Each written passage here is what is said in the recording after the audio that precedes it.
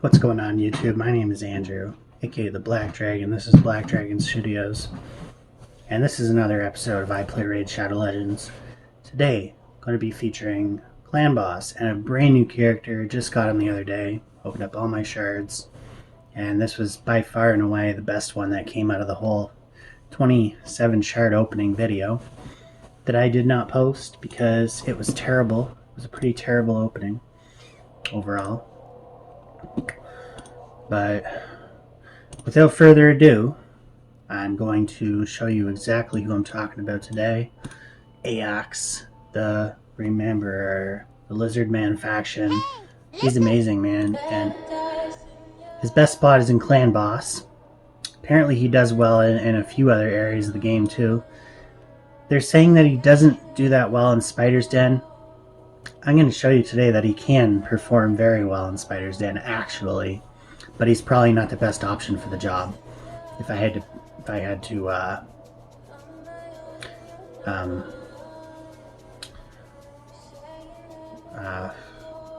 to pick one for the guy that would be in his slot on the team, it would not be him. Okay, so but he can do well in Spider 20 and 25. So, moving on from that, you may not have heard of 𝓬𝓐𝓬 the Rememberer before. I think he might be a little bit of a newer character, or just a character that doesn't really get enough hype in Clan Boss, doesn't really get a whole lot of recognition, but I'm going to show you today why you might want to build out an 𝓬𝓐𝓬 the Rememberer if you have one sitting in your vault and you don't have a very good Clan Boss team, or maybe you just want to make an improvement to your Clan Boss team, and I'll show you all the good things that he does today. So let's take a look at him. Just his actual artwork in general. He looks like a frog.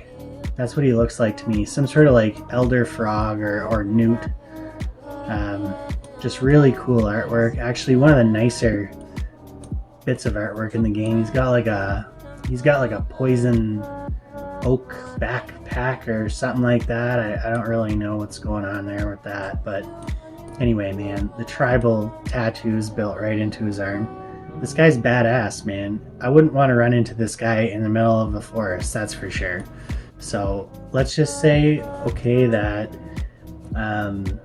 we've looked at him, we've looked at his artwork, and we've all agreed that it's pretty cool. I wouldn't even make any changes to it at all. I think the headdress is awesome. It shows like a little native, give him like a part native sort of thing going on there. He's an epic support champion, and this is going to be, you know how I am. I'm not gonna get you guys in here and kick you out as quickly as possible. We're gonna go thoroughly through this guy's kit. Possible scenarios, gameplay scenarios, what his strengths are, what his weaknesses are, masteries, what his skills are, equipment, gearing, and all that.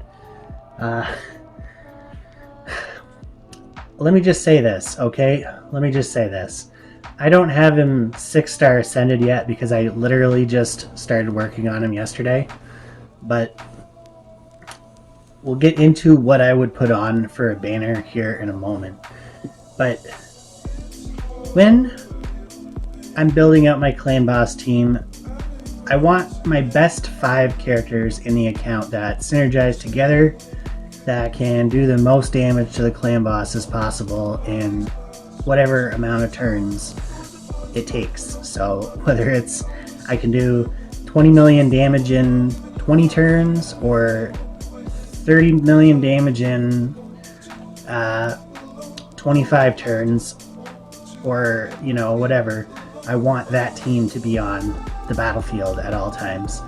So the team that I was using before was like a damage, it was just a basic damage protect build. So Venus was in there for straight up A1 poisons, just constantly poisoning the Clan Boss. Ninja was in there for his hail burn. His hail burn is his A2, and this skill here, it really does a lot of work against bosses. It hits them very hard, and it does a lot of damage. So yeah, he's in there, and he probably will be in there for quite some time. Now, Geomancer is one of those guys that can bring a lot to the table for a clan boss team. Okay, he brings a passive that is basically a 15% strengthen, so 15% damage reduction for the whole team. And when an enemy is under an HP burn debuff placed by a Geomancer, any damage dealt to any of the team, that 15% damage will be reflected back onto the attacker.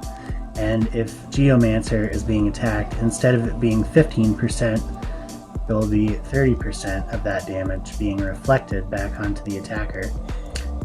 He can do some very broken things with Giant Slayer, and which is a mastery that every time he gets hit, every time he hits an opponent, he has a chance to trigger a very large amount of damage. And that triggers every time he does damage to them. So it's separate.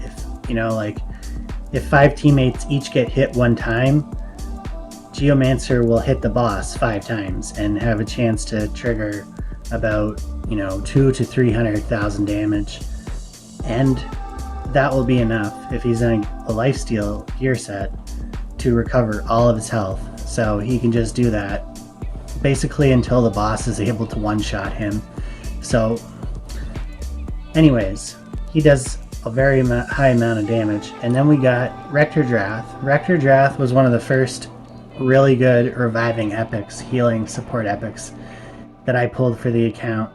And she only heals and she revives, but she also places a decrease attack, which is pretty consistent and one of the best strategies when trying to mitigate damage to the clan boss. She also brings a perfect veil for the whole team, which also reduces an additional 15% damage. So I was reluctant and confused as to how I was going to replace 𝓬𝓸𝓷, and I think Aox might be the answer, and I'll tell you why in just a second. But last, we'll get into another component that I was using, was Mausoleum Mage. Now, Mausoleum Mage is a great champion when fully booked out and mastered, because on a 3-turn cooldown he places 30% crit rate, 60% increased defense, and a block debuffs buff on all allies. So that's really good against clan boss. And then also has a big time heal, filling turn meter, and healing allies extra if more debuffs are removed from that ally. And that's on a 4-turn cooldown. So on top of that, he's able to strike with a War Master proc, which is 60% chance when he attacks to inflict additional damage, and he's also in lifesteal. So he'll be gaining all of his life back if War Master procs at any time. Now, what I'm trying to do for my clan boss team is I'm now at the point of my account where I'm like 65 days in, and I don't really want to have the same team for every area in the game. I want to start specializing teams for Dragon, specializing teams for Ice Golem, Arena, this, that, and the other. And so I can specialize gear just for that area, whereas it may not be so good in other areas. It will be optimal in that one area, which is exactly what I want. Okay, now another guy I could throw into the mix, wasn't able to do so until recently, is Grumbler. Grumbler is now Ally Protect champion. He's a rare. He's one of the worst ally protects in the game, but he's all I got at the moment. On a 3-turn cooldown, he does a 25% ally protect, which mitigates a lot of damage for the whole team, and a 30% increased defense buff on him for 2 turns. And he's also in a Guardian set, which mitigates, it's basically like 10% ally protect and heals him for 10% each turn. So it's great. It's just a great set to have on an ally protect champion, such as Grumbler. He also has an A1 that places a 20% shield on him for 2 turns, which basically gives him about 15,000 HP. Okay, when he does his A1. Okay, so there's that. Now, we haven't looked at Aox's kit yet, But basically what I have here in these top 6 guys that I mentioned is the ingredients that one would need to have a successful clan boss build that will probably take you right up to Nightmare. I was currently 3-keying Nightmare with Venus, Geomancer, 𝓸𝓚, Mazo Mage, and Ninja. I was 3-keying and I was on the brink of 2-keying Nightmare. But I just couldn't get that extra level of oomph. And I get that from Aox. Now, what Aox brings to the table is a hard replacement for 𝓸𝓚. He has, and I'll tell you why, he has Weight of Eons, which is on a 4-turn cooldown right now, but if I get a cooldown book for it, it'll be on a 3-turn cooldown. Let me tell you why it's just fine on a 4-turn cooldown for the most part. He places the decreased attack. There's no 100% decrease attack. It just places a decrease attack. So all you have to do to make sure that that gets on is make sure that his accuracy is high enough and it will land every time. There's no resisting that. There's no weak hit on that. And everything else on this thing is disregarding for clan boss. Don't even worry about it. But for other areas of the game, has a 75% chance of decreasing each enemy's turn meter by 20%, and places a 30% decreased crit rate debuff on the target for 2 turns if they have 50% or more turn meter after the turn meter decrease. So he's also very good in that he can control the pace of the game. He is basically a shutdown support character that can do other things too. He's not just a decreased attack champion. He also brings a big heal to the table, okay? So he attacks one enemy. He heals all allies by 10% of their max HP.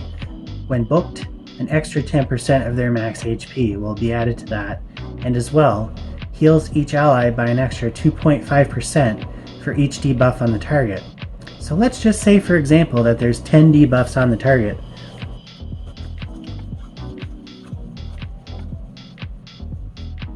That's an extra 20% heal that he would be providing. If my math's correct, 2.55, 10, 15.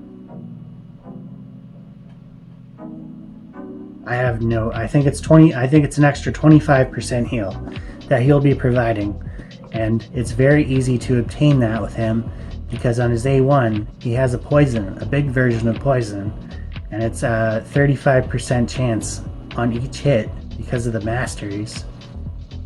So he has a chance to proc 2 poison counters, and as well, he has Steward of Time, which increases the duration of 2 random debuffs on the attacker by 1 turn when attacked. Occurs once per hit. Well, let me tell you, in Clan Boss, this is such an overpowered move, and it's very good with Geomancer too, because he will have an HP burn debuff placed on the Clan Boss. And if that HP burn debuff goes over 5 counters, then Ninja can start to use his Hail Burn and not have to worry about overriding Geomancer's HP burn debuff. Okay, so it's quite amazing in that regard. You can get some crazy RNG battles going where you have like 11 or 12 counters of 1 debuff stacked up on the Clan Boss at any given moment. Okay, and I still haven't really figured out the trick to Aox yet, but I think I'm getting there. So it's really good on Clan Boss because sometimes he'll hit you 3 or 4 times, so those buffs will just be going crazy. Poisons. He's a very good poisoner. Wasn't too sure about him at first because he has an even lower poison than Venus, but to percentage to land the debuff, but he does land it and often enough and extends the duration of that debuff often enough to make him a very viable, I would even say a viable primary poisoner on the team, as crazy as that is to say. But primarily what he's in there for is decreased attack and healing. and that heal is going to be massive, especially on a 3-turn cooldown with an extra 10% heal once I get the book for it. But for now, even unbooked, he's relatively unbooked. I mean, I have some of them booked. Fully mastered, I got all of his masteries. Anybody that hits less than 3 times in clan boss teams should all have War Master. It's just standard for the industry, because if you have Lifesteal and War Master, your chances of survival in the clan boss just rise up so much more when you can keep yourself alive by simply a 1 War Master proc on your A1. It turns your A1 into an insanely overpowered ability, no matter who's doing it or when it's being done. Now, if your guy's like Geo and has a consistent 3 or more hitter going back at the clan boss, then they should have Giant Slayer, which is only a 30% chance of inflicting bonus damage, and it's less damage, but it can occur as each hit of a skill, so not just once for the whole skill and series of, say, 4 or 5 hits, but it can occur individually on each hit of that skill. So if he hits 4 times, it has 4 chances individually of proccing, and you'll see that he will attempt to hit the clan boss 9 or 10 times in 1 hit. So we can get a lot of Giant Slayer procs from Geomancer. I went down the accuracy support tree because my Eox gear is crap right now. Pinpoint accuracy, charged focus. I don't like charged focus that much, but when you're trying to land your first decrease attack, it does actually come in to play, which is great, because if you can get 1 on there, oftentimes he'll just keep stacking it more and more, or at least once, so that he can cycle back around to his way to Vions and place another decrease attack. I've never seen a clan boss without a decrease attack when Eox is in, and you don't understand how important that is until you last till turn 42, and your highest ever clan boss run was probably like turn 33, maybe turn 28 on average.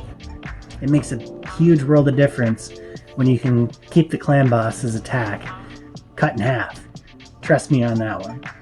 So, Arcane Celebrity is great on Eox. Has a 30% chance of increasing the turn meter by 10% when a debuff cast by this champion is removed or expires. He's casting a lot of debuffs, and many of them will expire or get removed. So, he's very slow. My Eox is running very slow right now. I need to get his speed up. I need to find better gear for him. So for now, I think Arcane Celebrity is a great mastery so that he can just catch up a little bit, catch up a little bit more to the team and not always fall so far behind the clan boss. With Arcane Celebrity, it does make that possible to run him a little slower speed. Swarm Smiter is great too, it increases the accuracy by 4. It's only 4 accuracy against the clan boss, but in other areas of the game it's going to increase his accuracy by up to 16. So really good there. There's really no other options to go with in that role. And Cycle of Magic is great. Decrease the cooldown of a random skill. It's like having a piece of reflex gear built into your kit. So it's great. I put that on anybody, man. Anybody on this side of the tree pretty much gets Cycle of Magic. So it's one of the best masteries in the game. And Lore of Steel, it's going to increase the base stat set bonuses on all artifacts by 15%. The increase is multiplicative, not additive. So if you're getting 12% speed bonus from a speed set, it's going to add 15% to that 12%. So it's going to add like 1.7% more speed to your character, which is fine. It's really good. You might not think that, but it is. Lore of Steel is a great mastery. I also went with Sniper, so that's where I get that extra chance to place that poison. Extra chance to place that poison is basically all that's there for, and that's all I need it for. Sniper is a great mastery, and I wouldn't have any other way with this type of a champion. Master Hexer is awesome. 30% chance to extend the duration of any debuff cast by this champion for 1 turn. So it'll extend decrease attacks, it'll extend decrease crit rates, it'll extend poison counters, it'll extend pretty much anything except Sun Sleep, Fear Provoke, True Fear, Bomb, blah blah blah. Okay, so Master Hexer is great. I run it on all my debuffers. I have to. It's just so good. And then Deadly Precision, we went right down the left side of the offense tree into War Master. Crit rate, crit damage. Attacking. We're going to be attacking with full HP a lot, so I opted to go with that over something like Shield Breaker or Grim Resolve. And then into Life Drinker, which is one of the best ones I think for Clan Boss. A 5% heal can be just enough to keep you alive for a turn, and then get a pop your own heal or something like that. And then Bring It Down. I like Bring It Down because the Clan Boss always has higher max HP. Dungeons always have higher max HP. Everybody always has higher max HP pretty much with Eox. Okay, so Bring It Down is fantastic. Methodical, so every time he uses his A1, it's going to be increasing the damage by 2% up to 10%. So, you know, it's really nice. He's going to be using his A1 a lot, and I think it's better than Kill Streak, which is you have to kill an enemy. Well, we're not going to be killing the Clan Boss, so that's why I've gone with Methodical. And then into War Master has a 60% chance of inflicting bonus damage when attacking. Up to 4% of bosses or 10% of regular champions max HP will be the amount of damage, and it can only occur once per skill.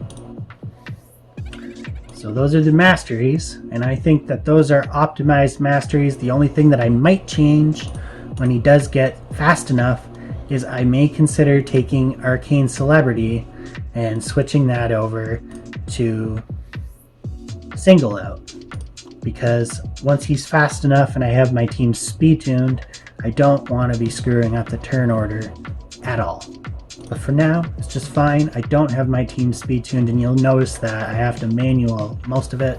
It's stupid to pick up on things like, oh, I shouldn't override Geomancer's HP burn, because if I do, then we're not going to get 500,000 damage next turn.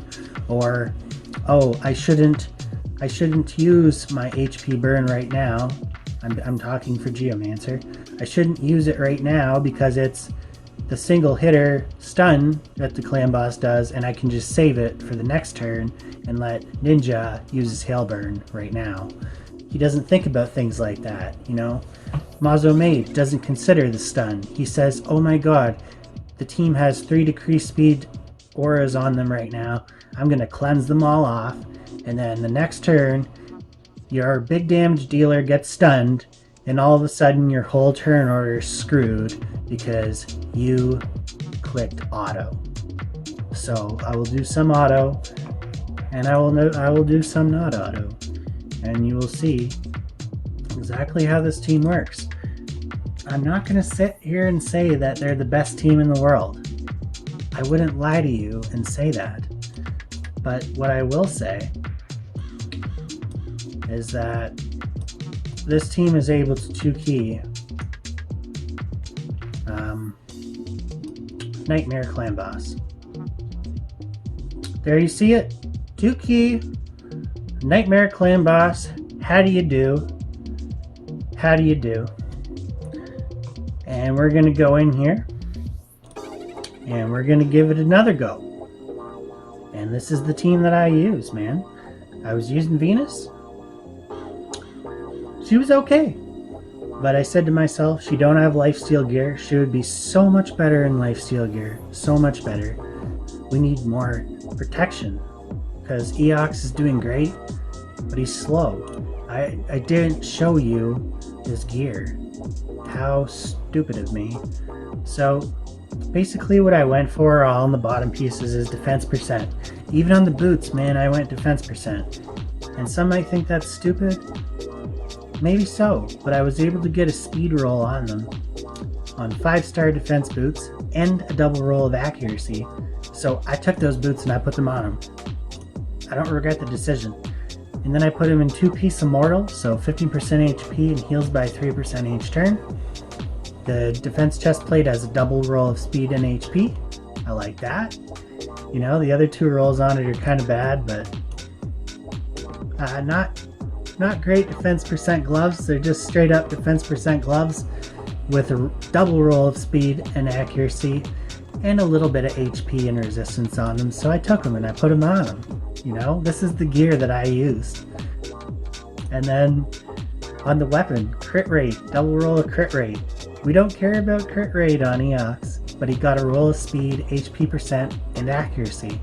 So really all I'm looking for is speed, accuracy, and HP and defense percent on the other pieces of gear. On the helmet, I picked a really bad helmet. All I got on it was accuracy, and that's it. Accuracy on the shield and speed. And as you can see, my gear is really bad. I got a defense ring with defense percent and HP percent. Surprise, surprise, I got an HP amulet with accuracy. I would change that to a defense amulet with accuracy and defense and HP if I could change it to a 5-star or a 6-star, not a 4-star. If I had him at 6 stars, I'll tell you what banner I'll put on him. He's at 169 accuracy. I want to either put on a defense. He's got enough accuracy to land his debuffs on the Nightmare Clan boss. I say that with most assurity. I will either put on a defense banner that has a double roll of speed or a triple roll of speed. Whatever will give me the most speed at this point. If it's an HP banner, if it's a defense banner, I don't care what it is. I just, right now, his speed is 149. Clan boss runs at 171 speed. Okay, so, but he's got 3727 defense. He's very tanky and 32k HP. I managed to get his accuracy to 170. It's not bad, man. 170 accuracy is perfect amount to land this guy's debuff. Not sure why or how that works. I've seen things get resisted, but at higher accuracies like 250 or 270. So preferably probably an accuracy banner with speed, lots of speed, or a defense banner with lots of speed. But I would not be upset if I could get, say, a triple or a quad roll of speed on an HP banner, or maybe even a resistance banner, and just put it on him for now, because this pair of boots increases his defense by 50%. That is a huge defensive wall that's going to keep him alive for many more turns than speed boots would keep him alive for. So my ninja is running at, I'm just going to go through speeds here, 187 speed. My crumbler is running at 187 speed. My Mazo Mage is running at 186 speed. And my Geomancer is running at 194 speed. As you can see, I was able to take out both Rector Giraffe and Venus, and I'm so happy that I was finally able to do that, because Clan Boss just, it's not really the spot for those two, because those two are carrying me through other areas of the game that these champions here on the page might not be able to do so well at. They do come in from time to time, but really these types of champions are right here on this page, I think are built for Clan Boss specifically, and this is their best area, man. Hell, even Ninja, man. You want to talk about a Clan Boss damage god? Talk about Ninja. Let's talk about Ninja for a minute. A free champion that everybody gets in their login rewards up until October 15th. And he's well worth the effort of leveling him up. and doing all that. He is so good. Oh, so good. And I didn't like him at first, man. I thought he was trash. I thought he was average. I said, here's a legendary champion that they're giving us all, and he's just average.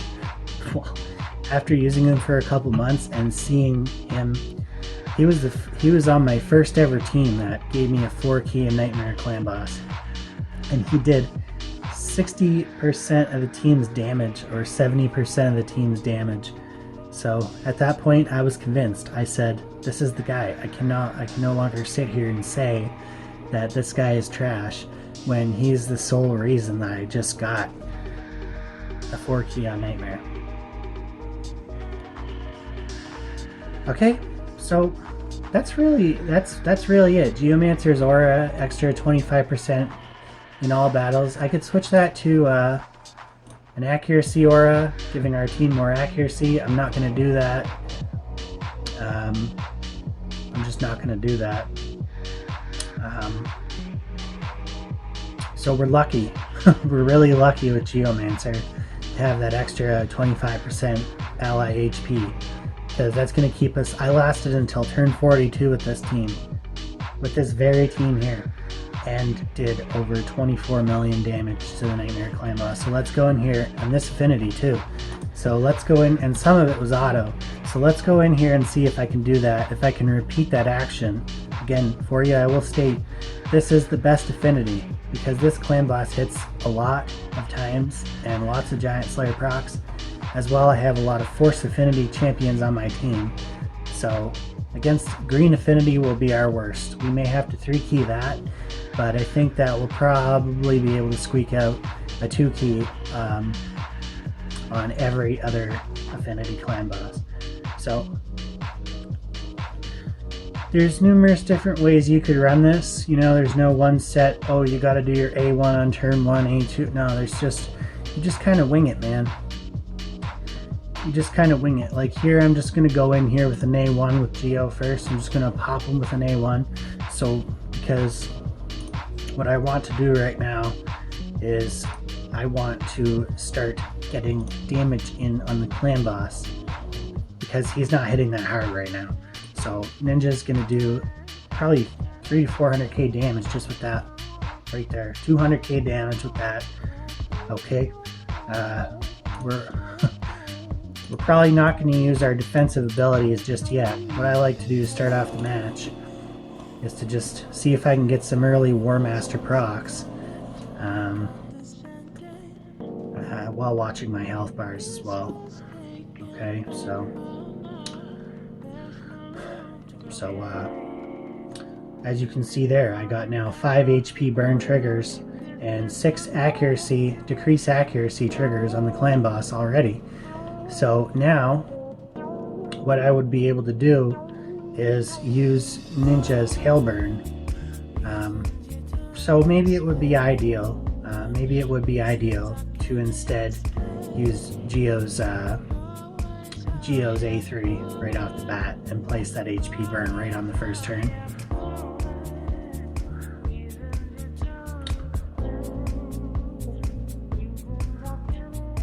And just trying to work up those HP burn counters as much as I can here. So I'm going to use Law of Restoration now, which is just attacks one enemy. As you can see there, popping some big heals.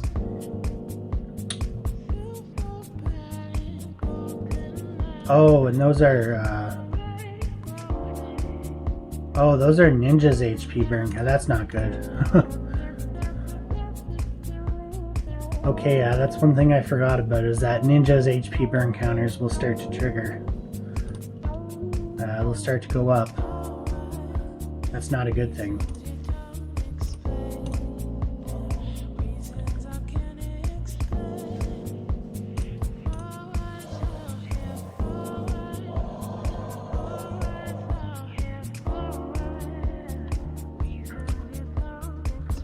Yeah, actually, let's I don't know if you guys knew this or not, but you can actually just exit out of the app. If you don't like the way your Clan Boss run's going, you can just exit out of the app and restart it, and you can get your key back. That's why I like that, because sometimes I forget stuff. Like there, I forgot that if you place, usually I would wait till turn 2 to place Geo's HP burn counter, so I can start cycling Ninja's hail burn quicker, because he does a lot of damage with it. And the clan boss doesn't really do as much damage at the beginning. But what I forgot there was that you can actually place Geo's HP burn, and with Eox's passive, it's going to just increase the counters of the HP burn, so you don't have to worry about Geomancer overriding unless there's 4 or less HP burn counters. Geomancer's HP burn will not get overridden by a Ninja hail burn. The most Ninja's hail burn will ever leave on the clan boss is 2 burn counters. So as long as Geo has 2 or more burn counters on there by the time Ninja is done with his hail burn, hail burn will take away 3 HP burn counters. So we'll try this again here and watch how this runs differently. We'll just do that right off the bat. And now we've got a weaken, which is 25% more damage, and a HP burn, which is it's going to do 75,000 damage per trigger to the clan boss each time one of those goes out. I'm going to go in with Grumbler's A2 here, which does quite a good amount of damage actually. And he was able to place a heal reduction. That's probably not the thing, not good. We don't want to be we want to be placing as few debuffs on the clan boss for the first 2 or 3 turns, so that we can get that HP burn debuff as high as possible before we have to start working into Eox's poisons. So I'll go A1 here with Ninja. He was able to place a 60% decreased defense, so he can be our decreased defense guy for clan boss now too, which is another reason why Ninja is so amazing. That A1 also increases his turn meter by 15%. That's a really good little thing that kind of screws up the turn order quite often, but it's really good nonetheless. I'll just go in here with Mazo and just, I got a War Master proc. See that red 77,000 there? Look at all the every time you see 77,000. And now we got 5 HP burn counters, and we got good RNG there. We got 6 weaken counters, and now if I wanted, I could heal up with Lore of Restoration, or I could continue to put more counters and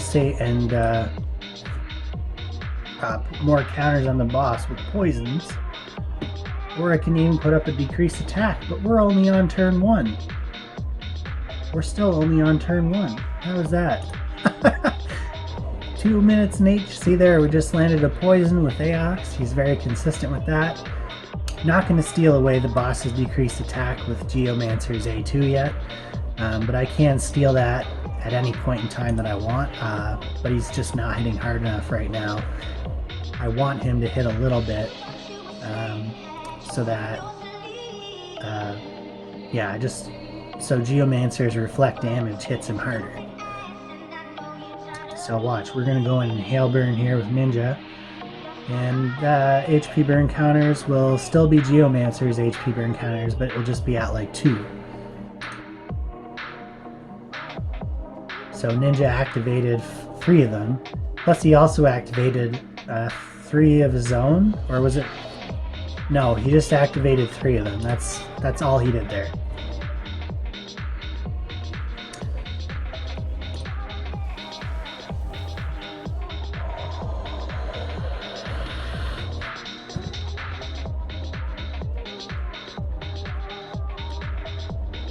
See the team now, we're staying full health. Grumbler is absorbing all of the damage and gaining all of that life back with his Guardian gear. I really love Guardian gear, man. I can't stress how much I love Guardian gear. And now that we're on the stun is where I usually will put up a block debuffs, and I will hold on to the cleanse in case one of either Geomancer, Eox, or Ninja gets stunned. Hell, anybody except Mazo, I can use the cleanse. If they got a big ability coming up on the next turn, I can use Mazo Mage's cleanse ability and make sure that they get a turn. So we'll just continue to poison the clan boss now with Eox. Landed another one there, and see if we got 7 weak encounters on the boss right now. And we'll go in here and don't have a hail burn quite yet. That's weird. We must have just used it on the last turn, eh? So we're only on turn 2. Now this run typically on manual, without me talking, would take about 8 minutes. I think that's doable, man. If you can manual a clan boss in 8 minutes, that's doable.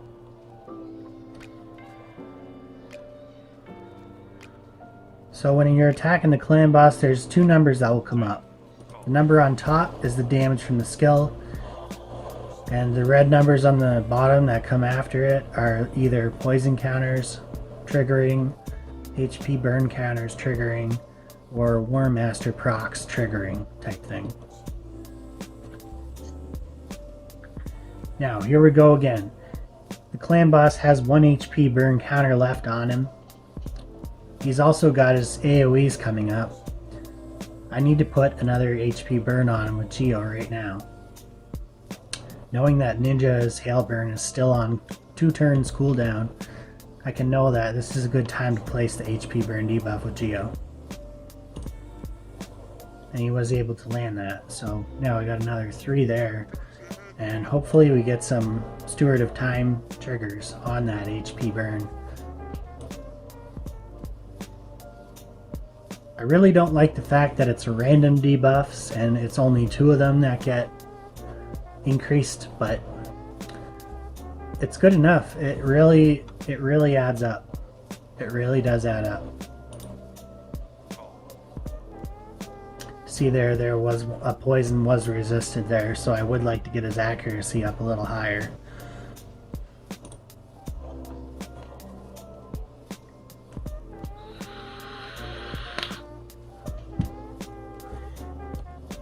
As long as his decreased attack isn't getting resisted, that's all I care about with Eox. So we're still on turn 3. I don't have to worry about any increased defense or ally protect at the moment. I can just continue to try and get those War Master procs and get extra damage. And we were able to increase the counters of both the decreased defense and the HP burn, which is really nice.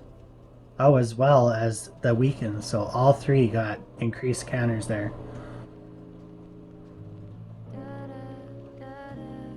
Okay, we'll go ahead here and wait a turn to use. This is one of those situations where auto would not be a good thing, because if I was to use Ninja's hail burn right now, there's a chance that he would override Geo's HP burn. So I like to usually wait until the stun move. I don't care how many triggers it could have. The boss could have 17 HP burn triggers, and I would still use Geo's Ninja's hail burn on the stun, and then go back to Geo's HP burn on the very following turn. You will never end up with more than 2 HP burn triggers when using Ninja's hail burn, as long as Geo puts on his HP burn on the very next turn. But as you can see, if you put his HP burn on there and then the boss does an AoE, we could run into a lot of problems with those HP burn triggers getting out of hand, and then Geo can't place his HP burn, and that's our biggest issue. At this point, that's our biggest issue with this build, which is not a big problem. It's like, oh my god, I'm placing too many debuffs on the boss. Whatever will I do? Like, such a big problem to have in Clan Boss, right? Most people are like, oh, I can't place the debuff, but here we're like, man, Like, can we stop placing so many debuffs, guys? Like, can you just chill out on that a minute? 𝓂𝓲 not going to be able to land his decreased speed on the boss for his A1 because he's immune to it, as you can see there.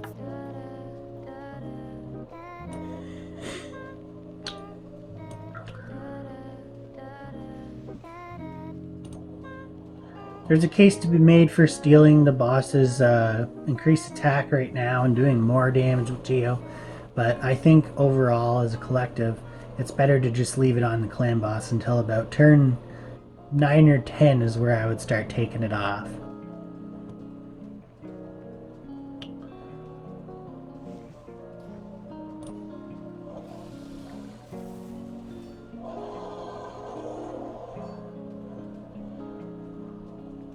Got a little three piece there on Geomancer's War Master.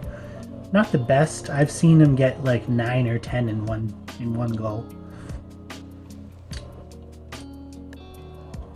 But just those little 77,000, man, they all add up. They all add up very quickly.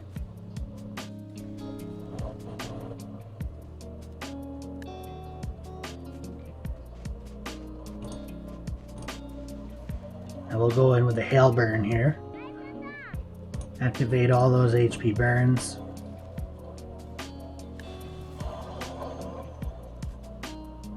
Actually activated all 4 of them. And now we're gonna go right back into a quicksand grasp. You just pray that you land it, and we did. We got it on there again. And still the team is at full health, because the only one that doesn't have life steal gear on right now is Grumbler, but he gains enough life that he doesn't need to have life steal gear on. It actually works out better that he doesn't have life steal gear on, and you'll see why here later when the boss starts triggering him with the stun.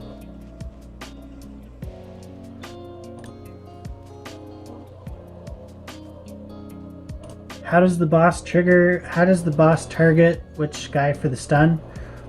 Honestly, I've seen some very smart plays from the clan boss. Like, if Grumbler's got an ally protect coming up on the very next turn, and Geo's quicksand is on cooldown, Ninja's Hail Burn is on cooldown, the clan boss will strike Grumbler. It's crazy. If he knows that 𝓂𝓲's got an increased defense coming up on the next turn, in that everyone else's big skills are on cooldown, he'll trigger 𝓂𝓲 with the stun. It's messed up, man. It's really messed up.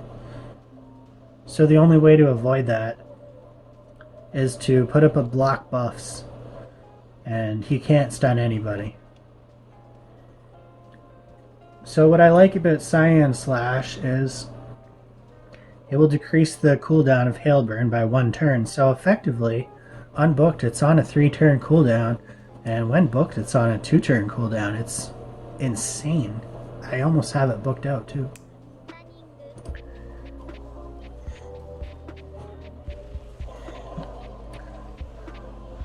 All those Giant Slayer procs, just got like 8 Giant Slayer procs, and now have 5 HP burn triggers on the boss. I can go ahead here and use Ninja's Hail Burn this turn if I want. If he gets it back. Normally I wouldn't be able to do that. If I had, say, 𝓬𝓐𝓵 in there, I wouldn't be able to do things. I wouldn't be able to do broken things like that. Unfortunately, he does not have it back yet, but regardless, it's, you know, it's okay.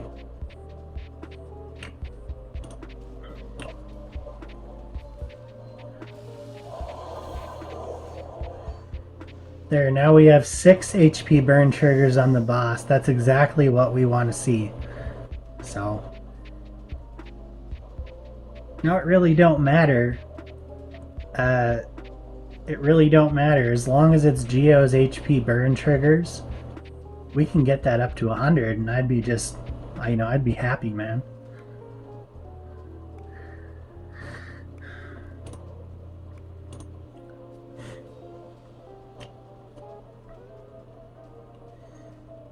Grumbler could be any ally protect. Mazo could be any increased defense guy. The fact that he has additional abilities like cleanse and heal is amazing, you know. Geo cannot be replaced. He's just in a category of his own. He can be replaced with any damage dealer that you find appropriate. But nobody's going to do it like him. He's like a counterattack guy, basically, is what he is. So you could replace him with a counterattack guy, a champ if you have one. Eox can be replaced with any decrease attack champion. Why he's so good is because he does other things too. He's not just decrease attack. And Ninja, same thing, damage dealer. You could put in any damage dealer, but not too many are going to put up the numbers that Ninja puts up, man. He's on this type of a team, on just like a blender comp, like just a bunch of random guys working as one. Ninja's a very good guy to have in there.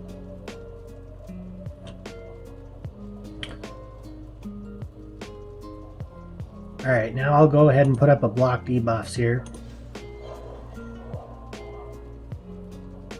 And Mazo also has lasting gifts, so those block debuffs can last for 2 turns instead of 1. I'll go ahead here and I'm gonna leave the clan boss's buff up there for 1 more turn. I'm gonna go ahead here and hail burn. And we'll see those HP burn counters come down to 3. So that's still fine. We don't even need to lay in Geo's HP burn counter.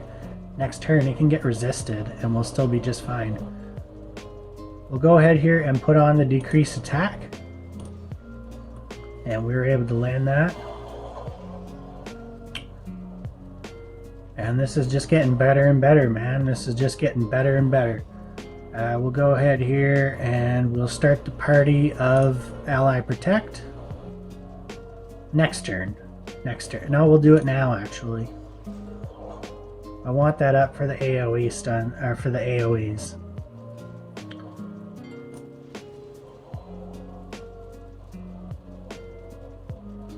And I'll go ahead here and apply another HP burn.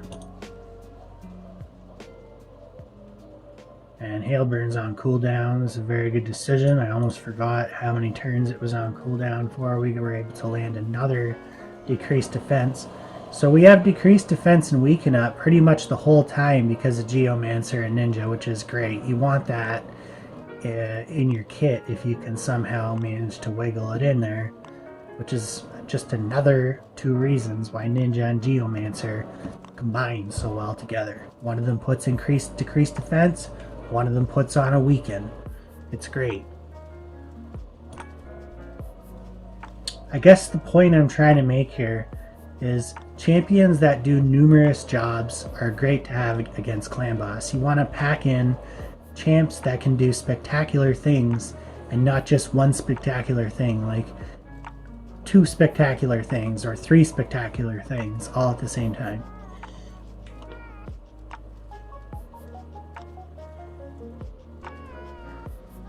Go ahead here and poison with Eox. We're able to land a poison there, so he's got 3 poison counters on him right now. That's 300,000 damage over time right there on the clan boss as we speak, just from the poisons. That's why poison is so good on clan boss, man. Especially if you're increasing the duration of those debuffs. You know, you could get an extra 1 or 2 million damage just off increased debuff durations from those poisons per battle. So that's a lot of damage, man. When we're talking the difference between, you know, 3 King Nightmare and 2 King Nightmare, that could be the very difference right there. Or just being able to keep up decreased attack the whole time instead of 75% of the time. You know, we don't have to worry about, oh, we're going to die on turn 29 because our decreased attack comes off for 1 turn. No, not with this build. It's up there whenever we want it up there. It's up there all the time if we want it up there all the time. Now I'm going to start ripping off the clan boss's buff, because he's going to do a lot more damage now. Now I got an increased attack for 2 turns. Thank you very much, clan boss. Now look at all those extra hits. I just got 5 more Giant Slayer procs and we need to put up a decrease attack here and start getting that on there and keeping it on there. I'm going to put up the block debuffs right now.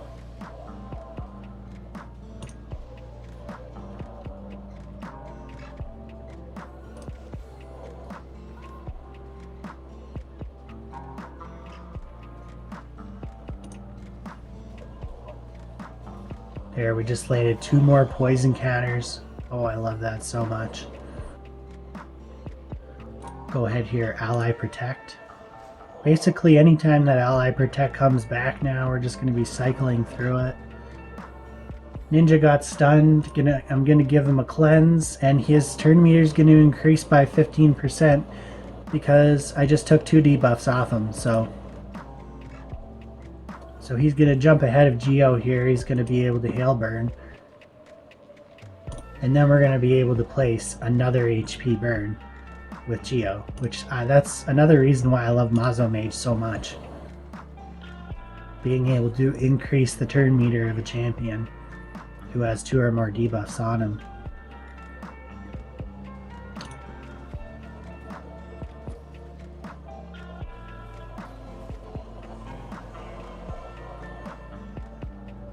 Now that ally protect will come in handy, as will those increased defenses when, you know, Aox's decreased attack falls off like it has here.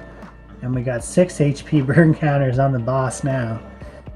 We're going to put up a shield on Grumbler, so there's an extra 15-20% health there. One of the reasons why he's able to keep himself alive for so long, man. He's very hard to kill. He's in my 𝓑𝓫 team. He's a lot better than people think he is, man.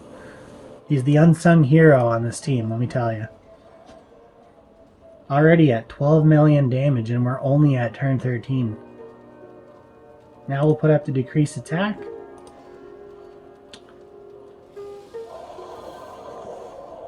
And we were able to get an extra counter on it, which is great. We'll now have it up for both AoEs as well, and a chance to increase it even more.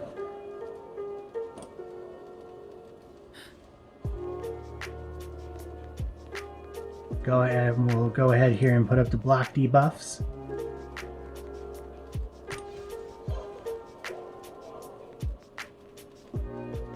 Now the boss's stun target will change as your buffs on your team change as well. Like if he notices that a guy is unbuffed and all the other guys are buffed, he will target the guy that's not buffed. Usually. And as you can see, that lifesteal gear, man, is just so important. Keeping the team topped up pretty much at all times, man.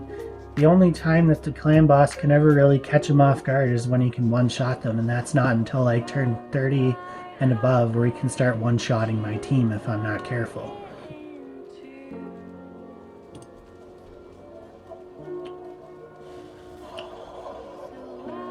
Here I was able to block the debuff with Ninja. I really needed that. Go ahead here and ally protect. He also has lasting gifts, so he can get an extra ally protect turn, which is really good.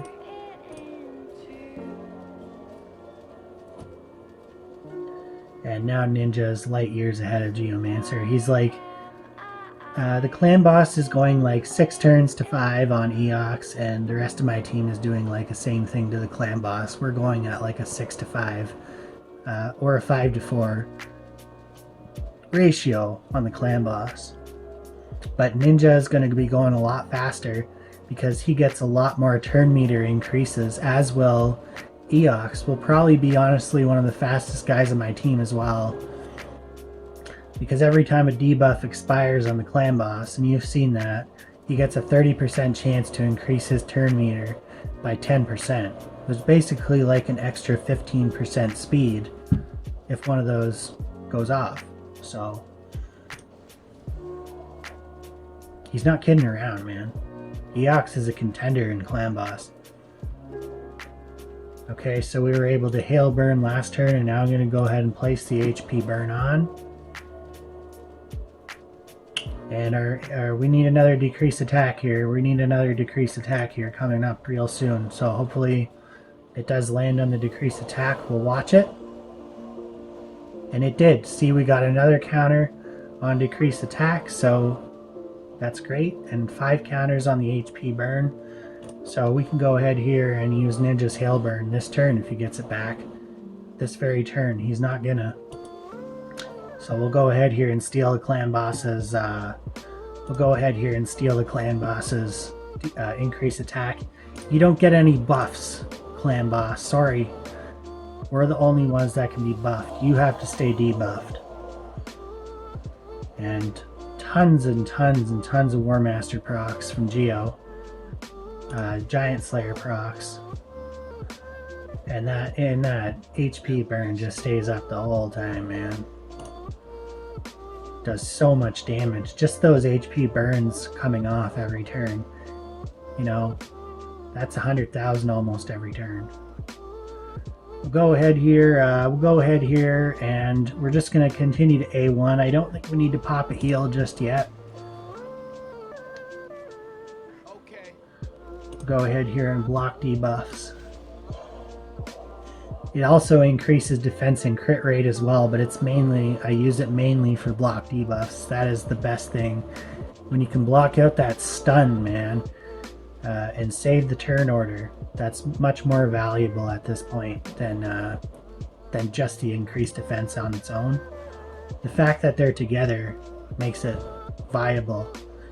I wouldn't take one without the other, I guess is what I'm trying to say.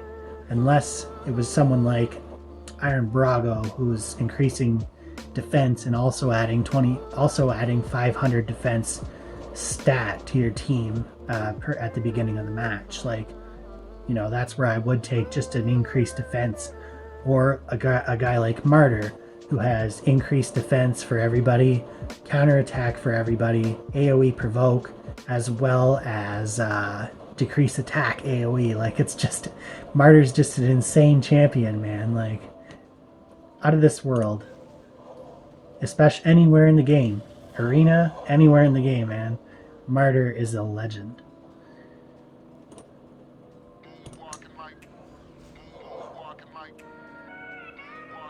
Ninja got stunned again. I do have something to wipe that off. I wasn't able to jump ahead of Geo though. So let's just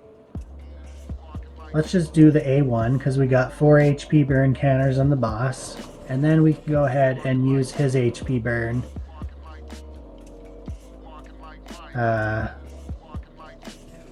when Ninja is able to jump ahead of him. We'll go ahead and decrease attack. We're able to get that on there, and we'll wait a turn to use. We'll wait a turn or two now to use Ninja's Hail Burn, because Geo's retribution hits are going to be hitting for a lot here, So approaching turn 20, 16 million damage, and we still are at full health.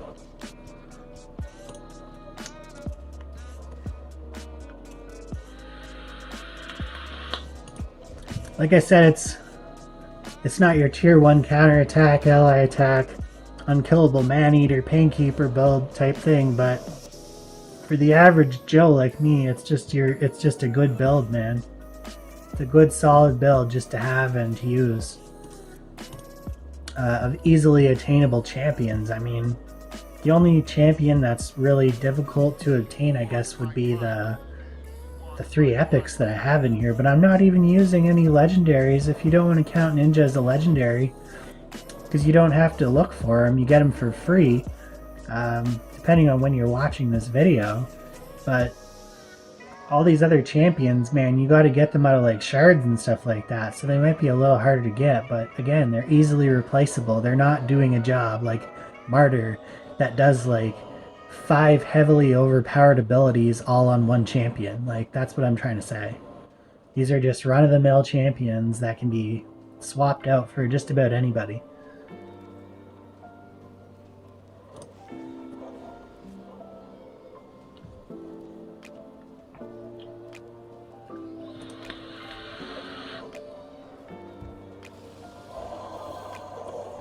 Now we got lots of decreased attack on the boss.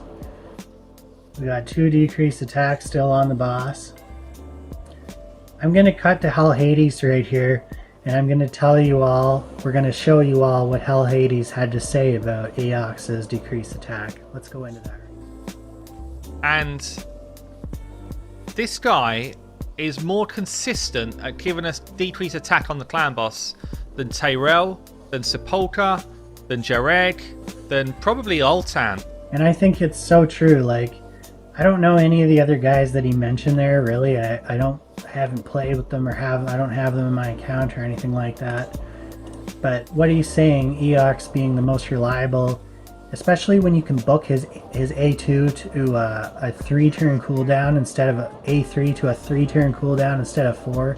You book his A2 and his A3 to a 3-turn cooldown instead of 4. I got it all on a 4-turn cooldown right now, and he's still kicking ass. He's still kicking ass, bro.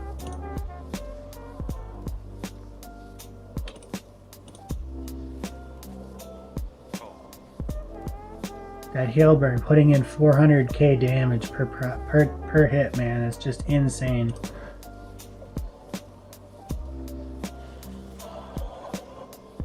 I was able to block the debuff there. I love this, man. I love this build so much. There's just so much protection in the build now, man. And it has enough damage too. Like, yeah, you can protect and protect all day, but where is your damage coming from in the end, right? That is the question. As long as you can 2-key Nightmare, I think that's a good place to shoot for. Because then you can start going for like bottom chest on Ultra Nightmare. Like, I can 2-key a bottom chest on Ultra Nightmare right now too. Which is basically the same thing as a top chest in Brutal, so I could even just top key hard, top key brutal, and then 2-key Nightmare. Or I can, if I'm feeling saucy that day, I can 2-key Nightmare and then go into Ultra Nightmare and just get a bottom chest. Which is fun, you know, you get to test your builds against that clan boss too, which is running at 191 speed instead of 171 speed. We still have not had to use a single heal from Eox yet, so I can't stress this enough. Like, it will start taking effect here soon, but his poison and his decreased attack is so vital. You know, healing is not the most important thing that needs to be done, you know, between turns 1 and 25. It's the poisons for the damage and the decreased attack that are the most important.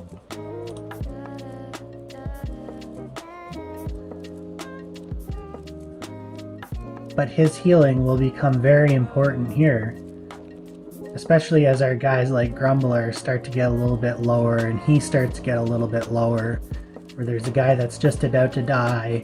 We can pop that heal and save them for, you know, X amount of turns, especially Grumbler. Once Grumbler goes down, that's it. He's gone. So we need to find a way to keep him alive. Decrease attack and taking the boss's increased attack away is how we're going to be able to do that.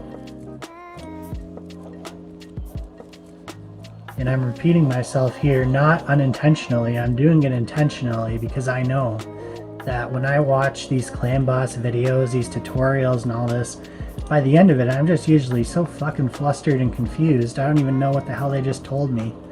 So we're going to go ahead here and pop a heal. And we got decreased attack on, so we don't need to pop. We got his decreased attack in our back pocket too. Now we'll go ahead here. And the boss has 6 debuffs on him, so we're going to get an extra 12.5% heal, and you're going to see it's going to be a huge heal. Lots there. Incredible heal. I can't even tell you how amazing of a heal that is. And now we'll go ahead here and we'll put on block debuffs and increased defense. Also gives us a little bit more damage too with the added crit rate. If you can build your guys to 70% crit rate, Mazo Mage will take care of the other 30%, which is really good. And now these guys can just top up with lifesteal gear. He can top up with his Guardian ability, his Guardian passive, and we can go in on this boss and just put in massive damage. You know, with really good gear, I wouldn't be shocked to see this team pull a 1 key on Nightmare. I'm not even kidding you. With like 6-star gear and really good out of this world gear, I could see this team. Or even just a better like ally protect like 𝓬𝓭𝓬 or 𝓑𝓵𝓬𝓬 the Frog for more poisons and ally protect and increased defense. I think this team would probably be close to a 1 key on a Nightmare. Nobody's stunned. We're gonna just go in here and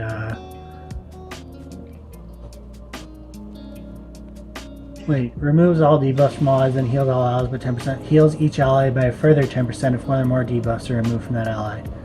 Okay, so only on the allies that have debuffs will they get extra heals. So let's not do that right now. Let's hold on to that for the stun, and we'll just continue to bludgeon the clan boss.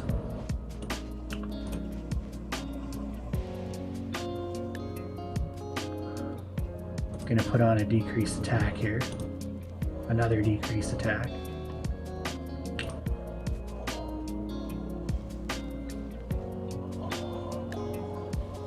Grumbler is getting low. Really low.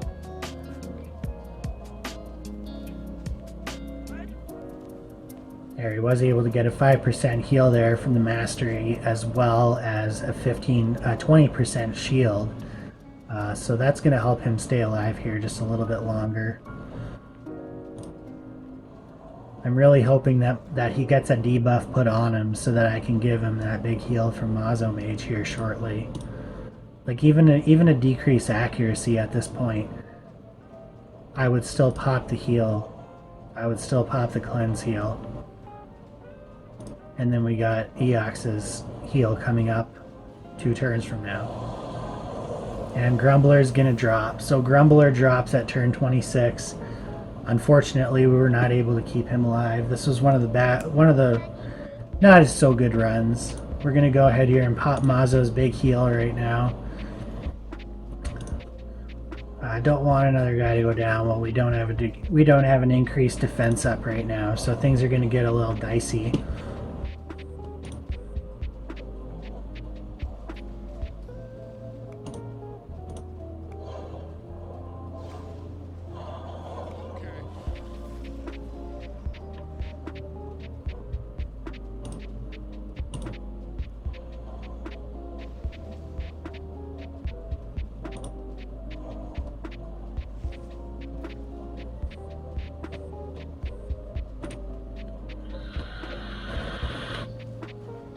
So Grumbler got us into 2 key territory. That's something that Venus could do. ℔ could fit that role as well. But I think honestly, like, the best way to go about it is to put an ally protect into that slot right there.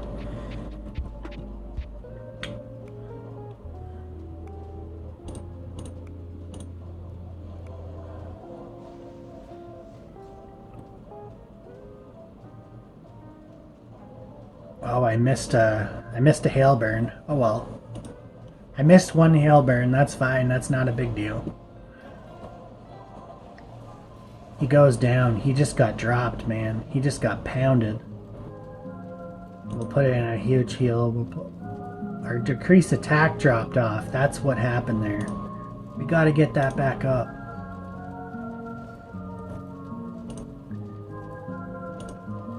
Yeah, this was a bad RNG run, man. This is didn't last till turn 40, but still put up 23 million damage.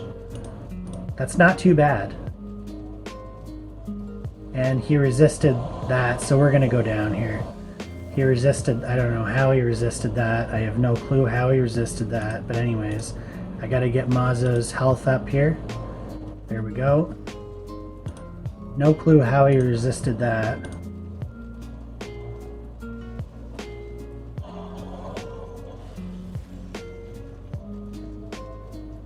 So that's one of the worst runs. That's, you know, when that kind of thing happens where we really don't get enough healing from 𝓂𝓲 because of his, because the block debuffs work so well that we weren't able to remove any debuffs and get extra healing from 𝓂𝓲.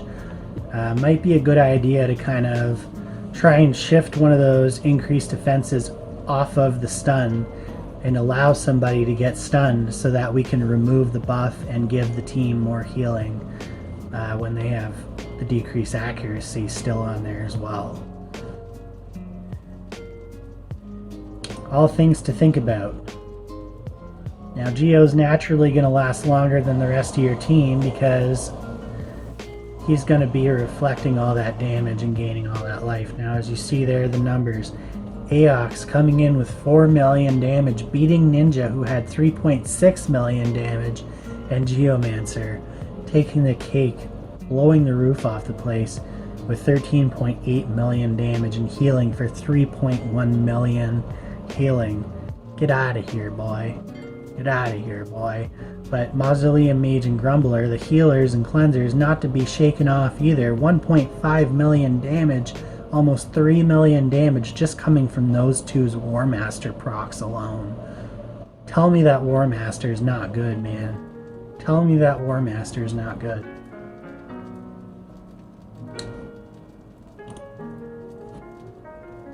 Now, that's not all I got for you guys today. No, you thought we were done there, man. We're not done there. We are going to go right in, and I'm going to show you the other areas of the game where Eox actually has some viability. I haven't tried him in Arena just yet, but he actually does have some viability in Arena with his decreased attack, drop turn meter, and healing, and all that other funky stuff. But where he shines is in the dungeons. So I could take him, I could prospectively take him into Spider 20, which is where you can start farming 5 to 6 star gear.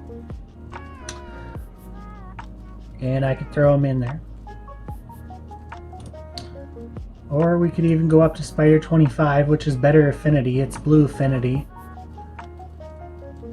Blue affinity would be fine. Even stage 21, you know, stage 21 would probably be better for a guy like Eox. Get off the green affinity. Not a good affinity to be on. Void affinity is fine, so we could throw in a guy like Eox. Okay, and I have my team set up like Eox in there. This will be the first time I've ever used Eox as a level 60, but I knew that he was viable as a level 42, so he's going to be viable as a 60. I got Venus for HP burn. She's going to kill the spider by HP burning everybody. And we've got Rector in there for healing and reviving and decreased attack on the main spider. I've got Geomancer in there for turn meter reduction, an HP burn on the spider, and he's going to tank all the damage that the spiderlings put out.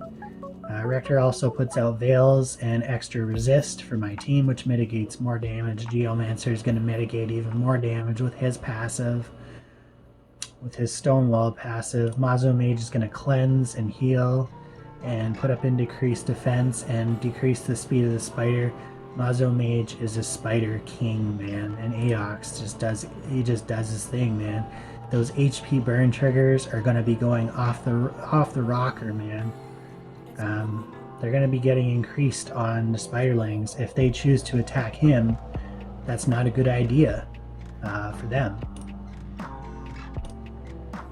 He has enough survivability to make it in this world, but he's still going to struggle to stay alive because they do hit very hard, and he doesn't really have a very good speed. So what his job is going to be here is to place decreased attack on all the spiderlings and increase the duration of the HP burn debuffs on the spiderlings. And all I gotta do is click one time, and that's it. I just target the big spider so that Geomancer targets the spider instead of the spiderlings with his reflect damage capability. So as you can see here, spiderlings will attack him because he's the lowest HP on my team.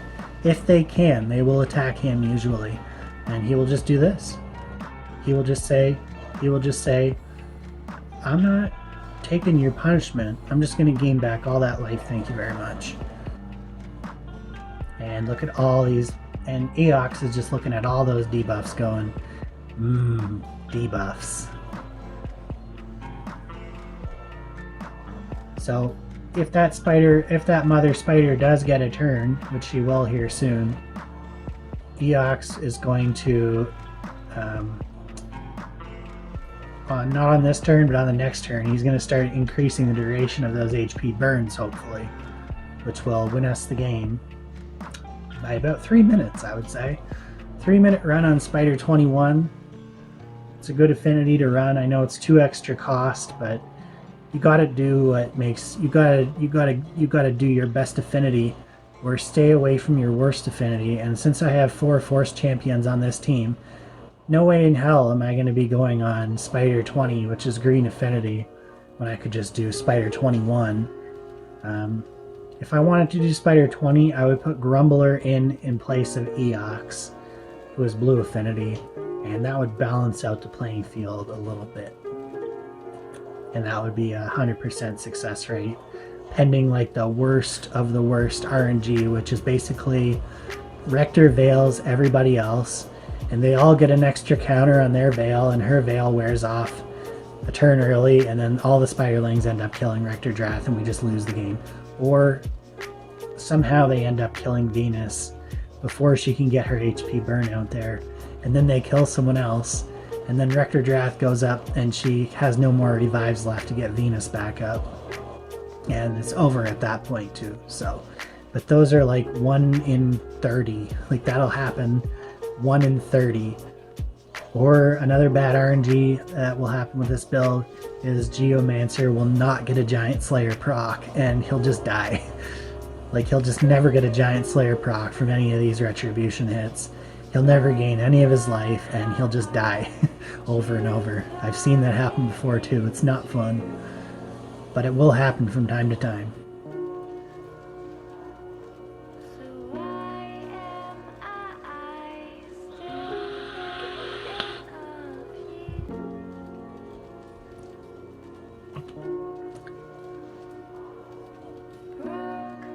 Eox also helping kill the spider too, by placing poisons on the mother spider, which actually helps kill her faster, so that's also a very good thing.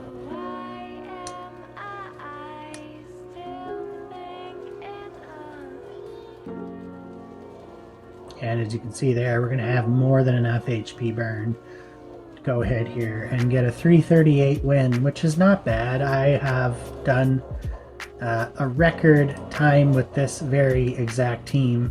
Oh, look at that banner. That's a nice banner. The only thing it's missing is speed, but we can maybe get that on a different banner for if we need a speed banner. So, but yeah, he is responsible at level 42 for a stage 20.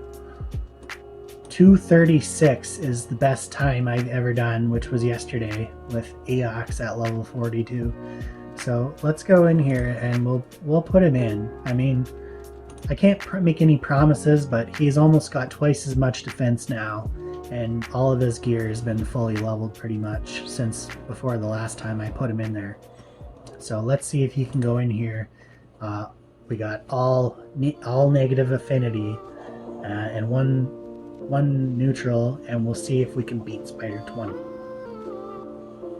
I don't imagine it will be a problem, but all I was trying to make a point of is if you're having problems with one affinity spider, the solution to that might just be to change affinity, even if you have to go up to Spider 23 or 24 to get, you know, the magic affinity or the force affinity spider.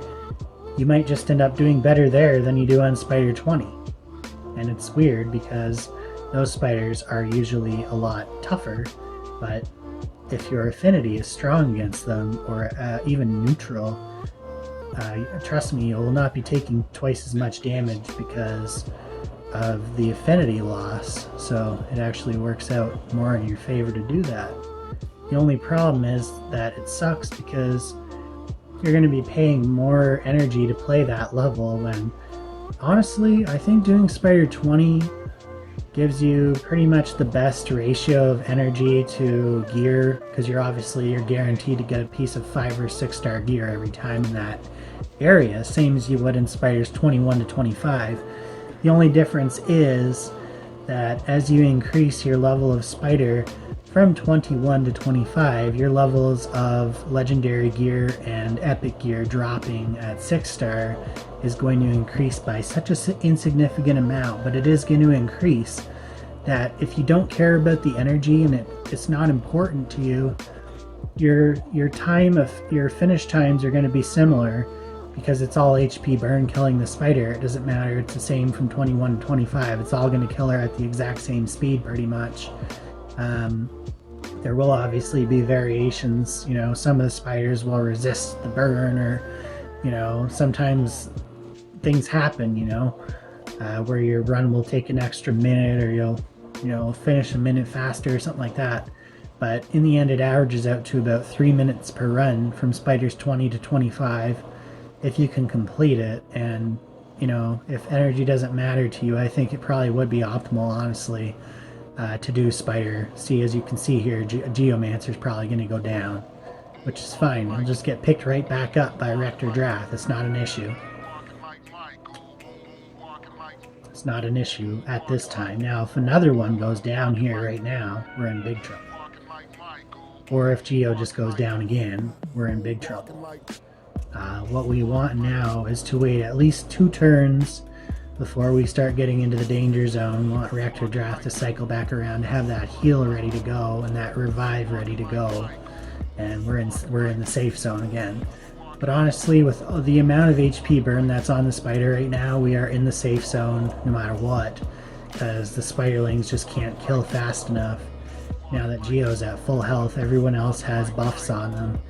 That mother spider is not going to be healing until next turn, because she already healed last turn. So if you want to learn how the spider operates, you can go watch my previous video, which was Spider Guides 21 through 25, and I explained how the spider works. But basically how the spider works is she will eat her spiderlings after the first turn. She will gain a bunch of life and her attack will increase by 10%. What happens on the second turn is she takes her turn, but she doesn't eat spiderlings. That's the turn you want to kill her on, because you got 2 turns with that HP burn up there on the spiderlings. If you can put enough HP burn, as you can see here, we're just going to take down that mother spider on turn 3. Turn 3 kill. Easy, easy. And as you can see there, Aox is helping out a little bit, but honestly I think Grumbler is just as good of an option. Not a very good amulet. I'm going to go ahead and bin that amulet. And we'll see where else would Aox be good. He's doing poisons. He would be good in any of the keeps. Any of the keeps he could go in there and do a job. Minotaur's Labyrinth, he can get his scrolls very quickly. He might have some plausibility in Ice Golem's Peak, although I'm not sure where he would really fit in. The decreased attack would be really helpful. Being able to place that decreased attack on the boss would be incredibly helpful, as well as being able to get through the waves. So I mean, I guess he could come in and replace Mountain King there, who's actually, Mountain King is doing quite a job there. He's striking for anywhere between 1 to 200k per hit. So we'll see if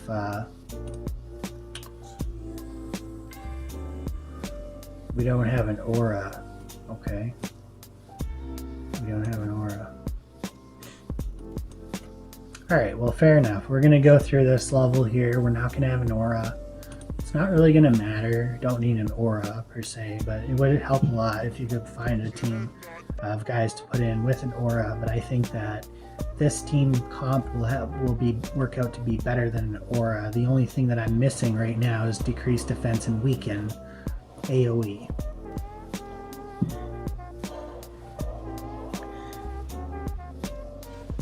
Now we got We got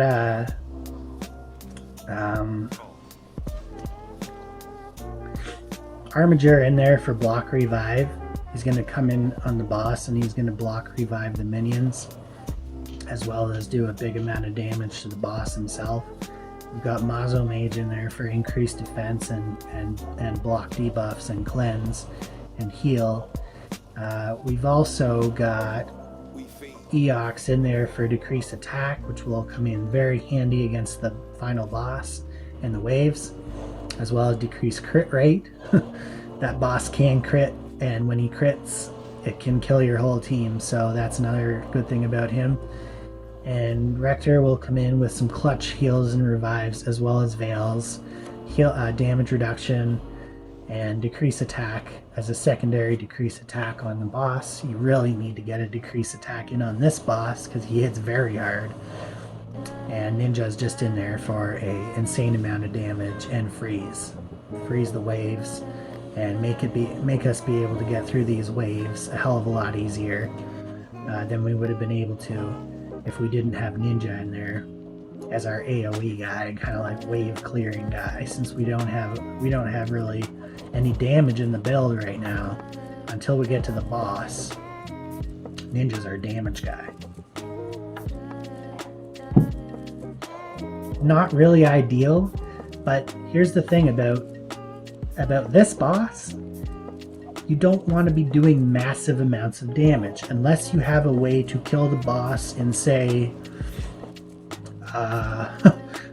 2 or 3 turns, but you're still going to risk having your whole team one-shotted by the boss, because basically what he does is when his minions are alive, for each minion that he has alive, when he attacks you, he's ignoring 50% of your defense for each minion that's alive. So if both of his minions are alive, he can one-shot your whole team just based off that fact alone. So what Armiger comes in there and does is, even if he can just block revive on one minion, that's it. That's usually enough to win. Plus the decrease attack, we got that. Now we just got to kill the boss. But if we didn't have those two things, we would be struggling.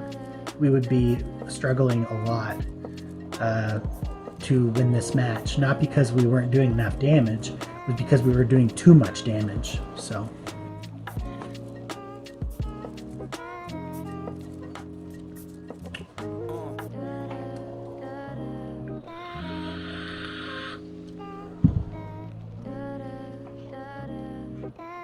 it'll take 3 minutes to get through the first wave. That's not very good. But we didn't not even a single one of our guys got downed there. So if you're looking for a consistent, like a build that you can pretty much auto consistent, we're gonna go through this. We're not gonna be in any danger of dying to the waves. We're gonna just go through these waves here nice and easy and make it to the boss and drop one of the minions and block his revive, hopefully, and not have to worry about him for the rest of the match. We're gonna be good to go. That's really the best strategy to use is to get a block revive guy, and then a guy like Septimus or a guy like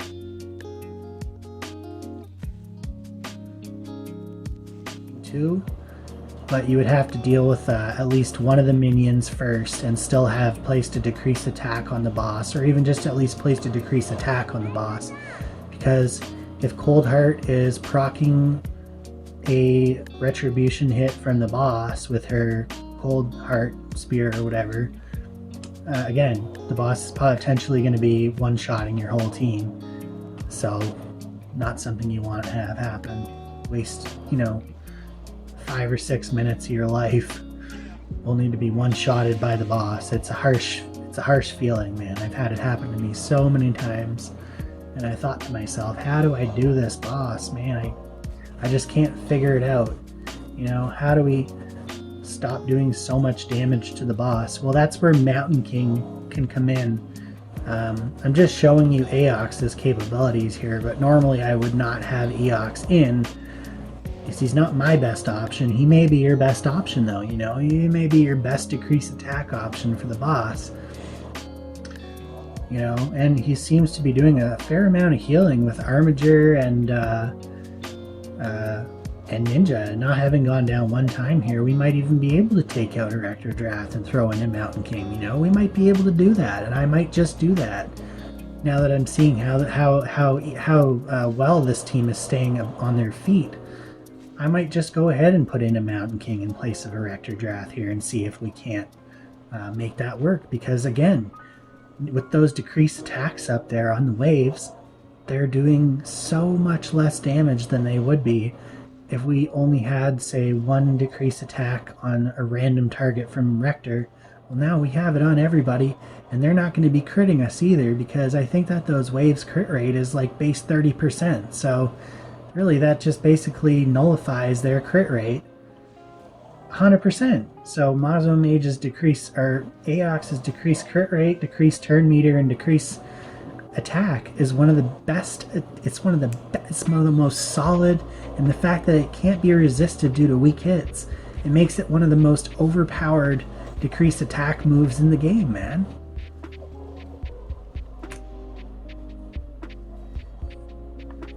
It's one of the best crowd control moves in the game, hands down.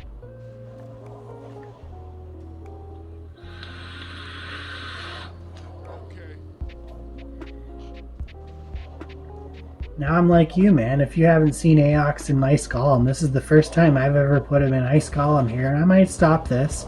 I don't know if I can trust that Armiger is just going to go in there and put in a block revive on this minion. Let's go in there and see if he does. It was resisted. So no, he didn't. He didn't do it. See, his AI is really dumb. He opted for his A1 there and tried to increase the guy's turn meter. Ended up doing half the damage that he would have if he had just done his A2. And he didn't end up killing the guy. So Armiger is not the smartest cookie in the jar. He's not the most tastiest treat in the bin.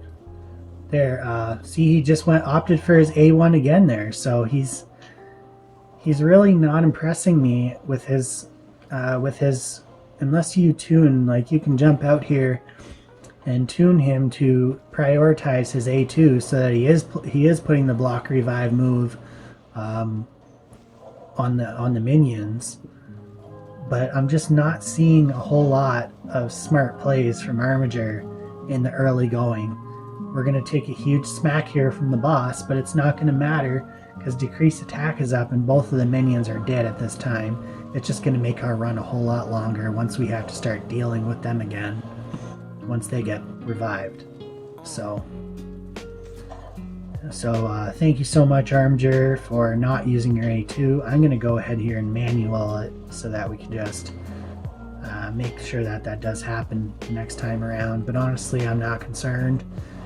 Boss has decreased crit rate and decreased attack up right now, but he could still one-shot us if we're not careful. So we got to make sure that Armiger is laying down that block revive 100%. That's his only job. That's what he's in there for. So for him to not be using that, it just basically, I could replace him with a common. You know what I mean? I could just replace him with a common because he's really not doing his job right now. I want to fire him. He's pissing me off. That's what he is doing. So let's see here. Let's see here if he can go in and this enemy, probably not going to be enough to kill him. He doesn't have decreased defense up. We're probably not going to be enough to kill him. But we could go in there and try anyway. And then if we don't kill him, it is what it is. No, didn't even come close. So what we could do there, just start working on this other ad on manual. We could just start pummeling this other guy. And it's something that if it was on auto, they wouldn't have the wherewithal or the know-how to do this. But I do, so I'm going to go ahead here and do this. And it makes it possible because I do have just single target A1s. But I can just, I can go in here and decrease the turn meter of the boss with Armiger. He resisted it. Okay then. I can go in here and cleanse off all this shit. Cleanse off all that garbage. That's probably why I didn't land it. And then go in here and just wait till Armiger cycles back around that block revive. And a 10-minute run that normally should only take 6 minutes is all because Armiger. Armiger is the sole reason why we're literally doing double the amount of time to do this run. And I'm just going to do it again. Same thing here. I'm going to just wait until everything cycles around here. I'm not playing no games. No more. Mr. Armiger. I know exactly what I should be doing here. Should be blocking the revive of these minions, but I'm not going to do that. I'll do it for you.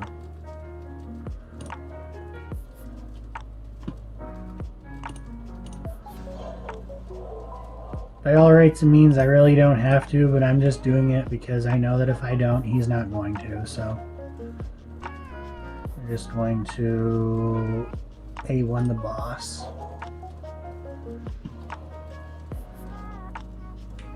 And we're good to go.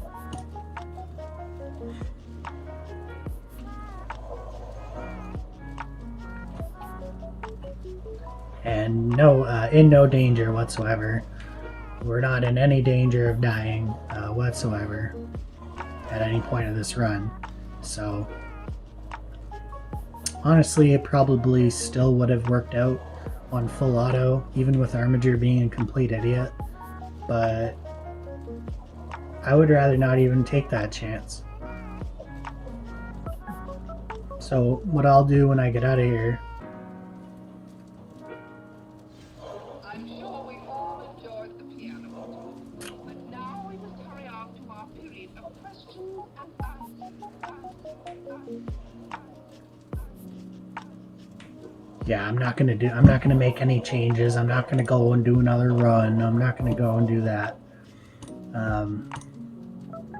But that's the only reason why I wanted to show that, is that Eox does have capability, and a very good, very relevant in Ice Golem's Peak. Let me just feel like showing you a run of what would happen if I didn't have decreased attack, but I'll let you guys figure that out on your own. And let's go into Dragon's Lair here, and we can go into stage 20. We can go into stage 25. We can take Eox for the ride. Eox will come in here, and he'll replace Kale. You know, Kale's not super important in this particular instance. The team can just full auto. I don't need to prioritize this or that. Team setup, none of that crap. This team's very auto friendly against Dragon. We'll just go in there, 178k team power, and we'll just blow through Dragon 20 very quickly here. You'll see Mountain King doing huge. He just does big things when he's in there on dungeons, man. Great champ to have in dungeons for wave clearing. Especially the higher level, don't matter, because Mountain King's going to be doing anywhere between 100 to 200k hits most often with his A2 and his A3. So as you can see there, he nearly one-shots the level 280. So we're going to just get rid of one, and now it's a 5v4, and there's no way we're losing a 5v4 with this entourage of Slayers. So they've got decreased crit rate, weakened, decreased defense, HP burn, decreased attack across the board. It's over. It's just a matter of time. It's going to take us close to a minute 30, maybe a minute 30 to get through each wave, so we'll be into the boss by 6 minutes. In and out of this run by about 5-6 minutes. Might even be sooner, I don't know. We might get out of here with a 4-minute run, which would not be too bad for Dragon 20, man. I know you all probably think, oh, I got the Seer, I got the Seer 𝓑𝓭𝓪𝓬𝓴 Poison Exploder. I can be done with these waves in 30 seconds. Well, if you got that, man, you know, I'm so happy for you, and I wish I had that, but I just don't have those types of champions in my account right now, man. But that is the best way to do this. Dragon 20 to 25, which is to get a Poison Exploder build. Basically how it works is you apply a bunch of buffs to your team or a bunch of debuffs to the opposing team. You use a guy like Seer who removes all the buffs and then just does a bunch of damage, or, you know, blah blah blah. So and then goes on to the dragon and does the exact same thing. So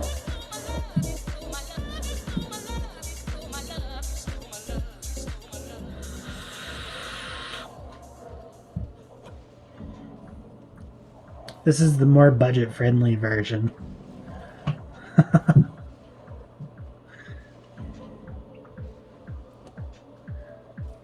Never gets old watching Mountain King swipe him for, you know, just basically pick off, like I can go here and just pick off an Apothecary with Mountain King. You'll see here. I'll just pick off an Apothecary for like, oh god, I don't even know, 150k. If he's using his A2, he doesn't have it. Okay, we'll wait till he gets back to his A2 and I'll show you, hopefully here in a moment, how much damage he can do with his A2 to an Apothecary.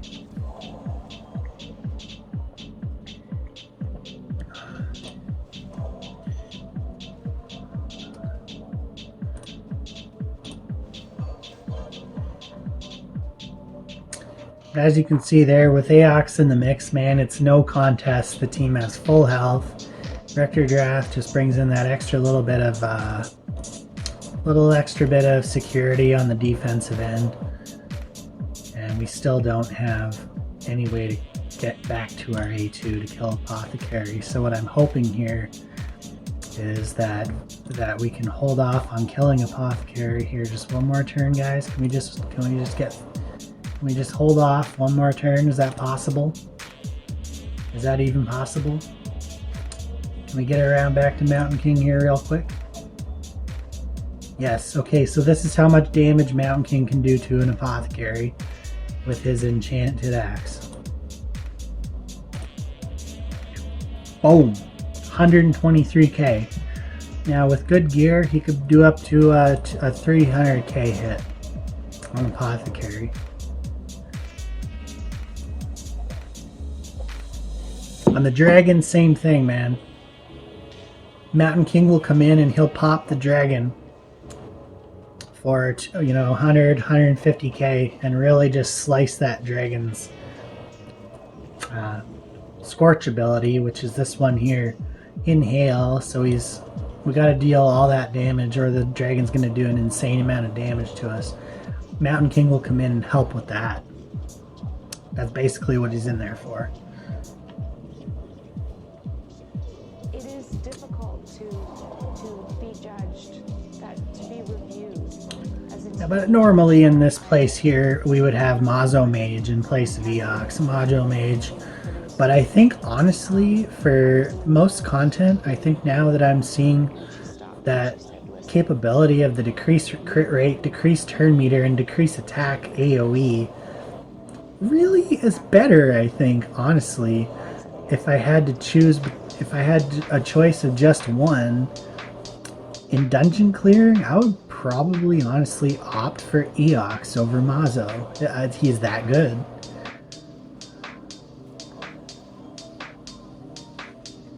I don't think he's been in danger of dying. I think he died against Spider one time because he got targeted.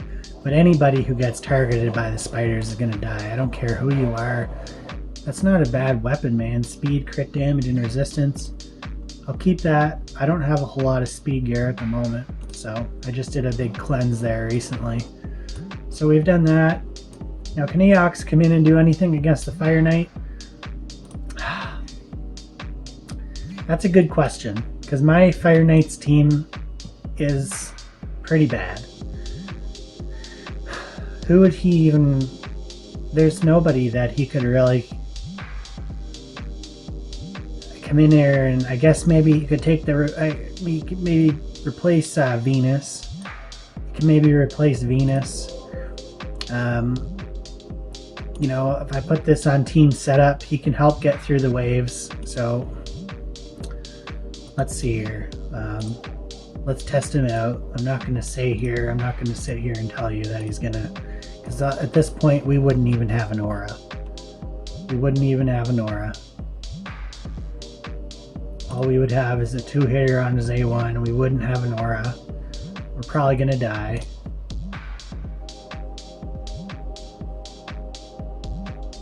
Geo could come in and decrease the turn meter of the boss.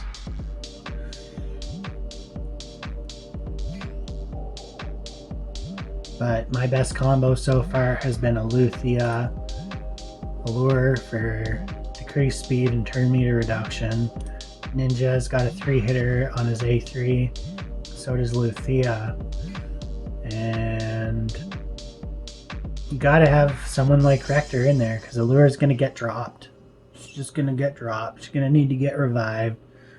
So, you know, 𝓑𝓬𝓬 could even probably be replaced by somebody like Reliquary Tender, who also cleanses, which would be really nice too. But I think for level's sake, I'm going to take 𝓑𝓬𝓬 in this particular instance, and then just go in here. And this can't be autoed, because Aox is just going to... He's just going to use stupid abilities on the Fire Knight's shield, as is 𝓑𝓬𝓎. So what I'm going to do here is...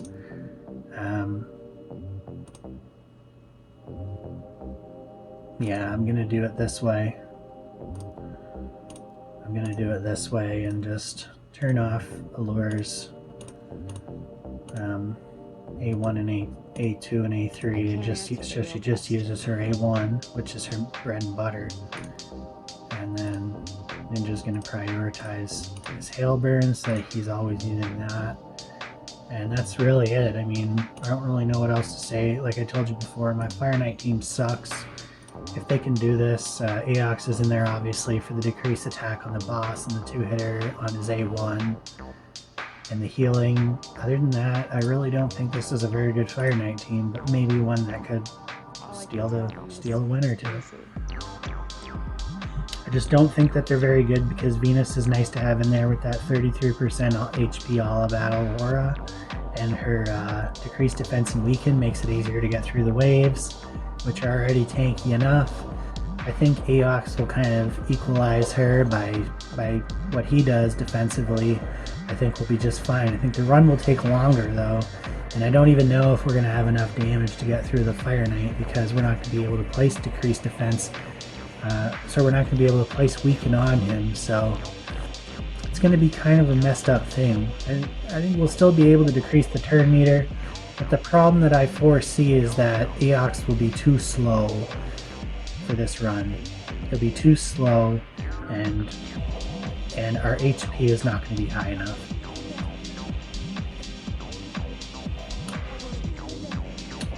He could make up for that with his healing, I guess. Yeah, he really could. There, he just healed 𝓑𝓬𝓬, which is something that Venus would not do. She would not be able to heal 𝓑𝓬𝓬. But the problem is, again, once we get to the Fire Knight, my question is, will we be fast enough? I know we can get through the shield, but will we be fast enough? Will we have enough health? Even with Aox's healing, is it enough to negate the 33% HP aura that Venus was giving us in that spot? I don't think it is, but I could be wrong. But I know that one thing's for sure, is that being able to place a guaranteed decrease attack on the Fire Knight will be so helpful. Oh my god, because there was lots of times where I would go in there and 𝓑𝓬𝓬 just wouldn't place the decrease attack on the guy, and we would just die because we needed a decrease attack on the boss. So I think Aox will, you know, he may be viable. He may be viable just for that one reason alone, if nothing else. And then the fact that we can extend debuffs as well. Like, we can extend the decreased speed. We can extend just about anything on him, really. It doesn't matter if he happens to get to close his shield on us again. Not having as much of an issue. I don't even think Allura's gone down yet. This is shocking to me right now. Usually, I think she would get dropped. Normally, she's one of the first ones to drop. So I don't know what's I don't know how this is happening right now. I have no clue. I think it's, again, the decrease attack on all enemies. It's that good. It's that good. Usually Allure goes down on the first hit. And here, she's just standing there with 75% HP. She's saying, come at me, bro. You know, I got 20k HP right now. Come at me, bro. On level 280s. They're hitting for 50k without that decreased attack up there. Well, at the decreased crit rate, they're not going to be critting anymore either, so... I'm loving this. Eox, I'm loving him so much. He is the greatest. He has to be the best healer in the Lizardman faction. I can't think of another guy that I've seen that does what he does defensively. He's my absolutely and utterly a legendary epic.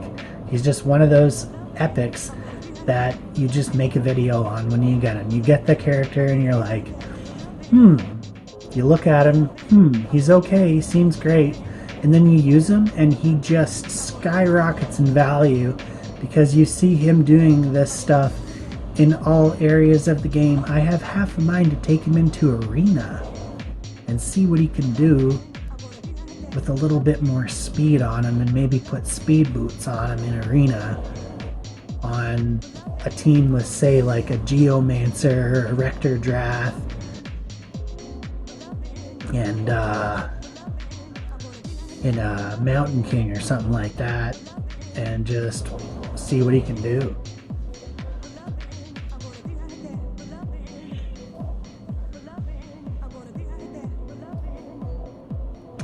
Yeah, it's taken us for an eternity to get through this first wave. We're not dying, you know? I always say that to getting through dungeons, there's 3 rules that you want to start. There's 3 steadfast rules. Rule number 1, get through the dungeon. Just complete it. It doesn't matter how much time it takes. Rule number 2, be able to do it on auto. Be able to do that same run on auto. Doesn't matter how much time it takes. And then once you can accomplish those 2 things, then get your run time down as much as you possibly can is the 3rd trick. So I'm currently obviously on the first rule, but Fire Knight is a very tough dungeon. Fire Knight is the hardest dungeon by far in this game. To dungeon 21 through 25, then it starts to take 12 hits to get through the Fire Knight's shield, so it's not very easy at all.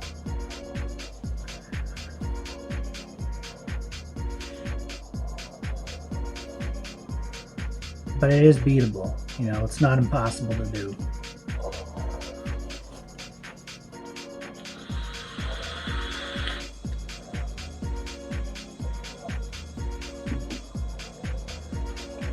And Fire Knight gives some pretty good gear too. We got a 2 times regeneration gear event going on right now.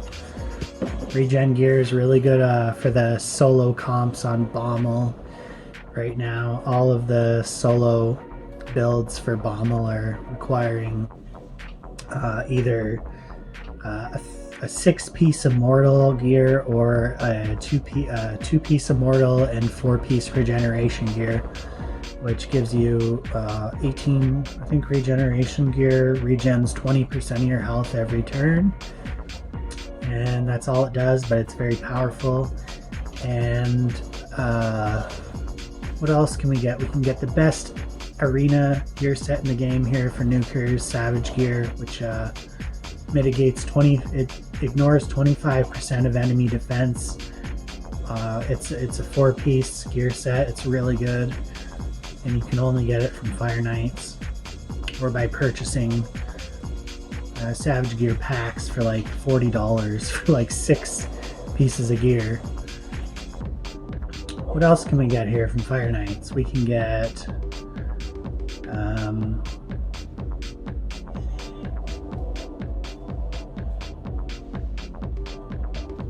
stalwart gear. Is it stalwart gear?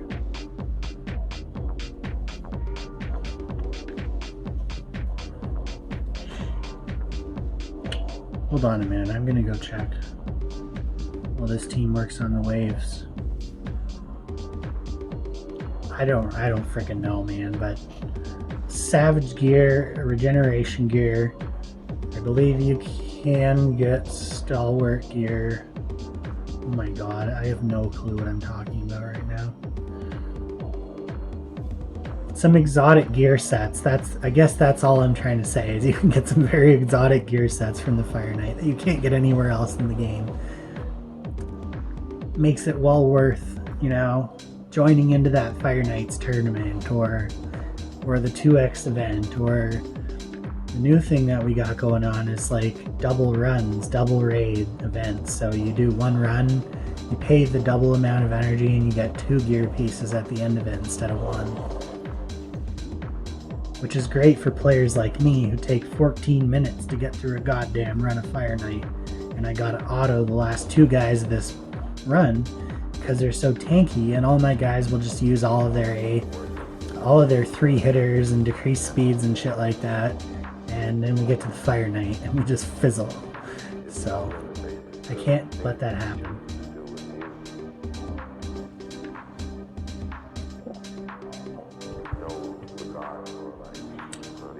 So I'll go into manual here in a minute, and it's just gonna add even more time to my run. It's ridiculous.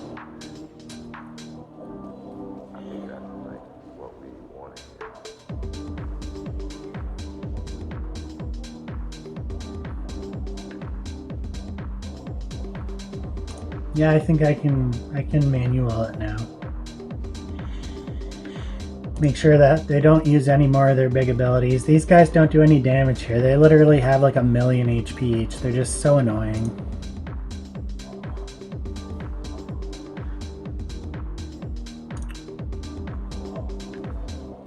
But again, you know, didn't really notice any sort of danger whatsoever throughout the whole 2 waves.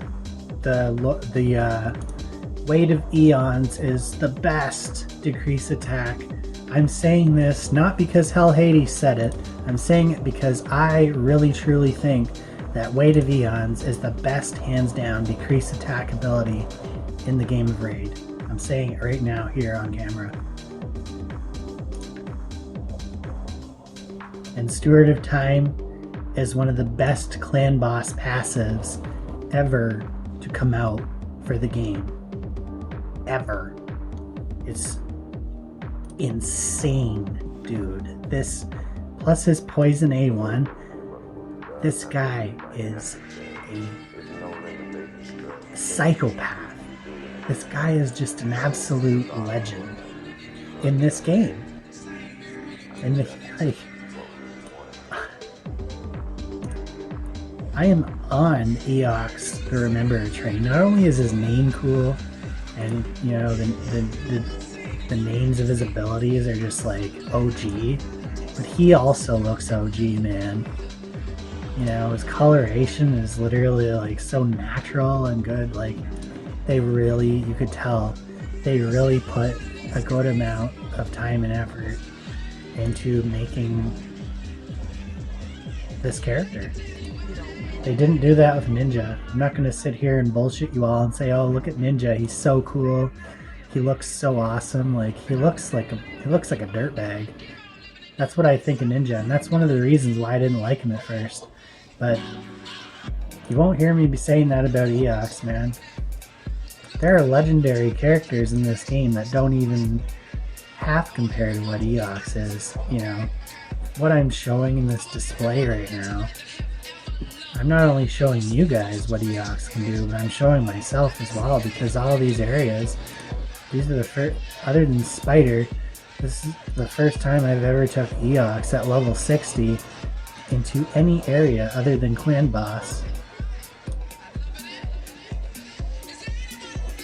And I'm really impressed. You know, he's maybe not the fastest guy in the world. Not gonna give you, as you can see there, 12 minutes for the run. He's certainly not going to give you a speed run, but he's going to give you a consistent run. He's going to keep your guys alive, keep things moving, and he's going to enable you to do pretty much double damage in Clan Boss than any other decrease attack guy that maybe out there, he's putting that on there and it's staying, and then you can just poison or heal, poison and heal. You don't gotta worry about, oh my god, is the decrease attack off? Is it, you know, we don't gotta worry about none of that stuff with Eox, man. He's like Eox the worry-free guy. He's so cool. We're gonna go ahead here and try and get this shield open if we can. Although I don't know. Here's another thing too, is that the problem with Eox is he's slow. So Venus is faster than an Allure. Everyone should be faster than Allure here. Unfortunately, it's not that way. So I gotta find out. 9876. Yeah, it's actually, this might actually work out for the better, because we can go ahead here and place the decrease attack. Once we get the shield open for the first time, we may be able to place the decrease speed as well. So it might actually work out in our favor here. We'll for sure get a chance to place the decrease attack, which is going to help us out a significant amount right there on its own, plus the decreased crit rate. And we'll go ahead and veil up here, heal up. And we're probably not going to get we're going to get a chance to place the decreased speed. So now we're going to get a chance to extend those debuffs even further and not die. And we didn't increase any of the debuffs. That's a weird thing. I think the only thing that got hit there was the crit rate. That's not the one we wanted to increase. So, but what's good now is we can go ahead here and we should be able to get this shield open and keep it open.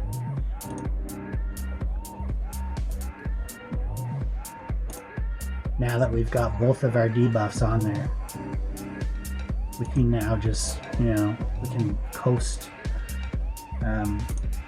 right through to the end of the run. As long as Allure hits her debuff, she got 300 accuracy, folks. 300 accuracy is barely enough on weak affinity. This is her weak affinity, Fire Knight 20. But anyway, I could just go ahead here and probably auto this out.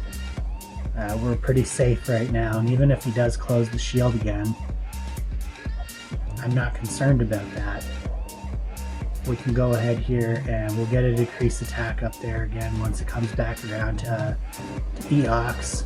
We'll get another decreased speed there once it comes back around to Luthia.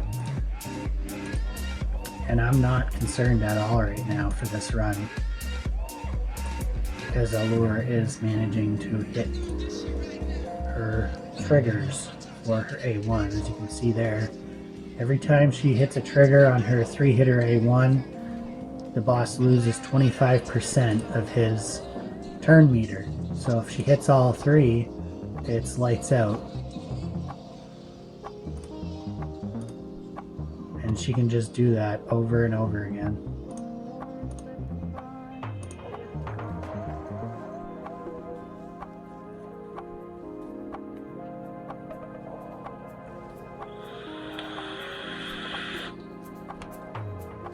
There you have it, folks.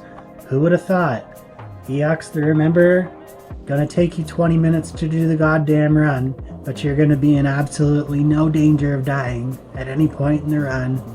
If he's the slowest guy on your team and you have Allure on your team, he will be able to place that decreased attack on the boss as long as you got like 2 3-hitters. I got Ninja as a 3-hitter, Luthia as a 3-hitter, Rector as a 1-hitter, and they're all faster than Allure, but not much faster. So they're pretty much speed tuned to go one after another, and the Fire Knight's never going to interject really in that set of 4 attackers. He's never going to get a chance to cut and screw over our run. Luthia has very high accuracy as well. I think her accuracy is something like 250 or 270. So that she can land that numbing poison 100% of the time, as well as her ice shot, which will freeze guys on the waves. Ninja's accuracy is very high as well. It's like I think it's like 230. And the reason his accuracy is so high is so that he can land his freeze and his HP burns. Freezing guys is very important on the waves because then they're just obviously gonna get killed quicker, first of all, and they're not going to be able to do as many of their stupid abilities as they would be if they weren't frozen. So as you can see here, it works. Not the most ideal time. I really don't like this time at all, man. But when it comes to doing Fire Knight, I would rather take a longer run over a more riskier run and risk dying or, you know, losing the energy. I don't have the energy to lose, man. I'm not the type of person that can just sit here and lose over and over hundreds and hundreds of energy trying to beat the Fire Knight, because I'm too stupid to just put Eox in there and put a decreased attack on the boss and take 10 minutes longer to do the run, or, you know, 5 minutes longer to do the run. So you can do what you want, man. You do whatever you want. This is just how I would do it. That's a very solid team there. What I mean solid is that they can do it. You know, they can do it. That's all that matters. Crit rate, resistance and attack on the stun attack chest. I'm gonna sell that. That's another good set that the Fire Knight has to offer, is the stun set. So the Fire Knight has all these sets, man. Fury set, not that good. Curing set, it's not that good. Immunity set is very good for arena. It's important, especially for endgame, or if you're wanting to enter into plat arena. You're going to need some immunity gear, so there you go. Shield gear, it's very good, viable in all areas of the game. You're going to need some of that to get through some content in this game. Crit damage is a very good set for arena. And really any nuker or damage dealer, throwing on a 2-piece crit damage set is never really a bad thing. Frenzy, niche build, not really that good, but I would still keep it around. There are some very good niche builds that can be made with Frenzy gear. Regeneration gear, as I stated before, we already talked about that, Stun Savage. So there you go, like Fire Knight has some very good gear sets. The only two gear sets that I don't really want to see coming out of Fire Knight is Fury and Curing. But every other gear set is, even Frenzy maybe, I don't want to see a whole lot of Frenzy either, but everything else is fine. So, that's not bad. That's not bad at all. So, we've covered Fire Knight's Castle, we've covered Dragon's Lair, we've covered Ice Golem's Peak, we've covered Spider's Den. We don't need to cover the Spirit Keep or any of these keeps, because I can just tell you right now, he's going to be good in all the keeps. He's going to place decreased attack on everybody. He's going to decrease turn meter. He's going to heal your team. He's going to do everything you want him to do.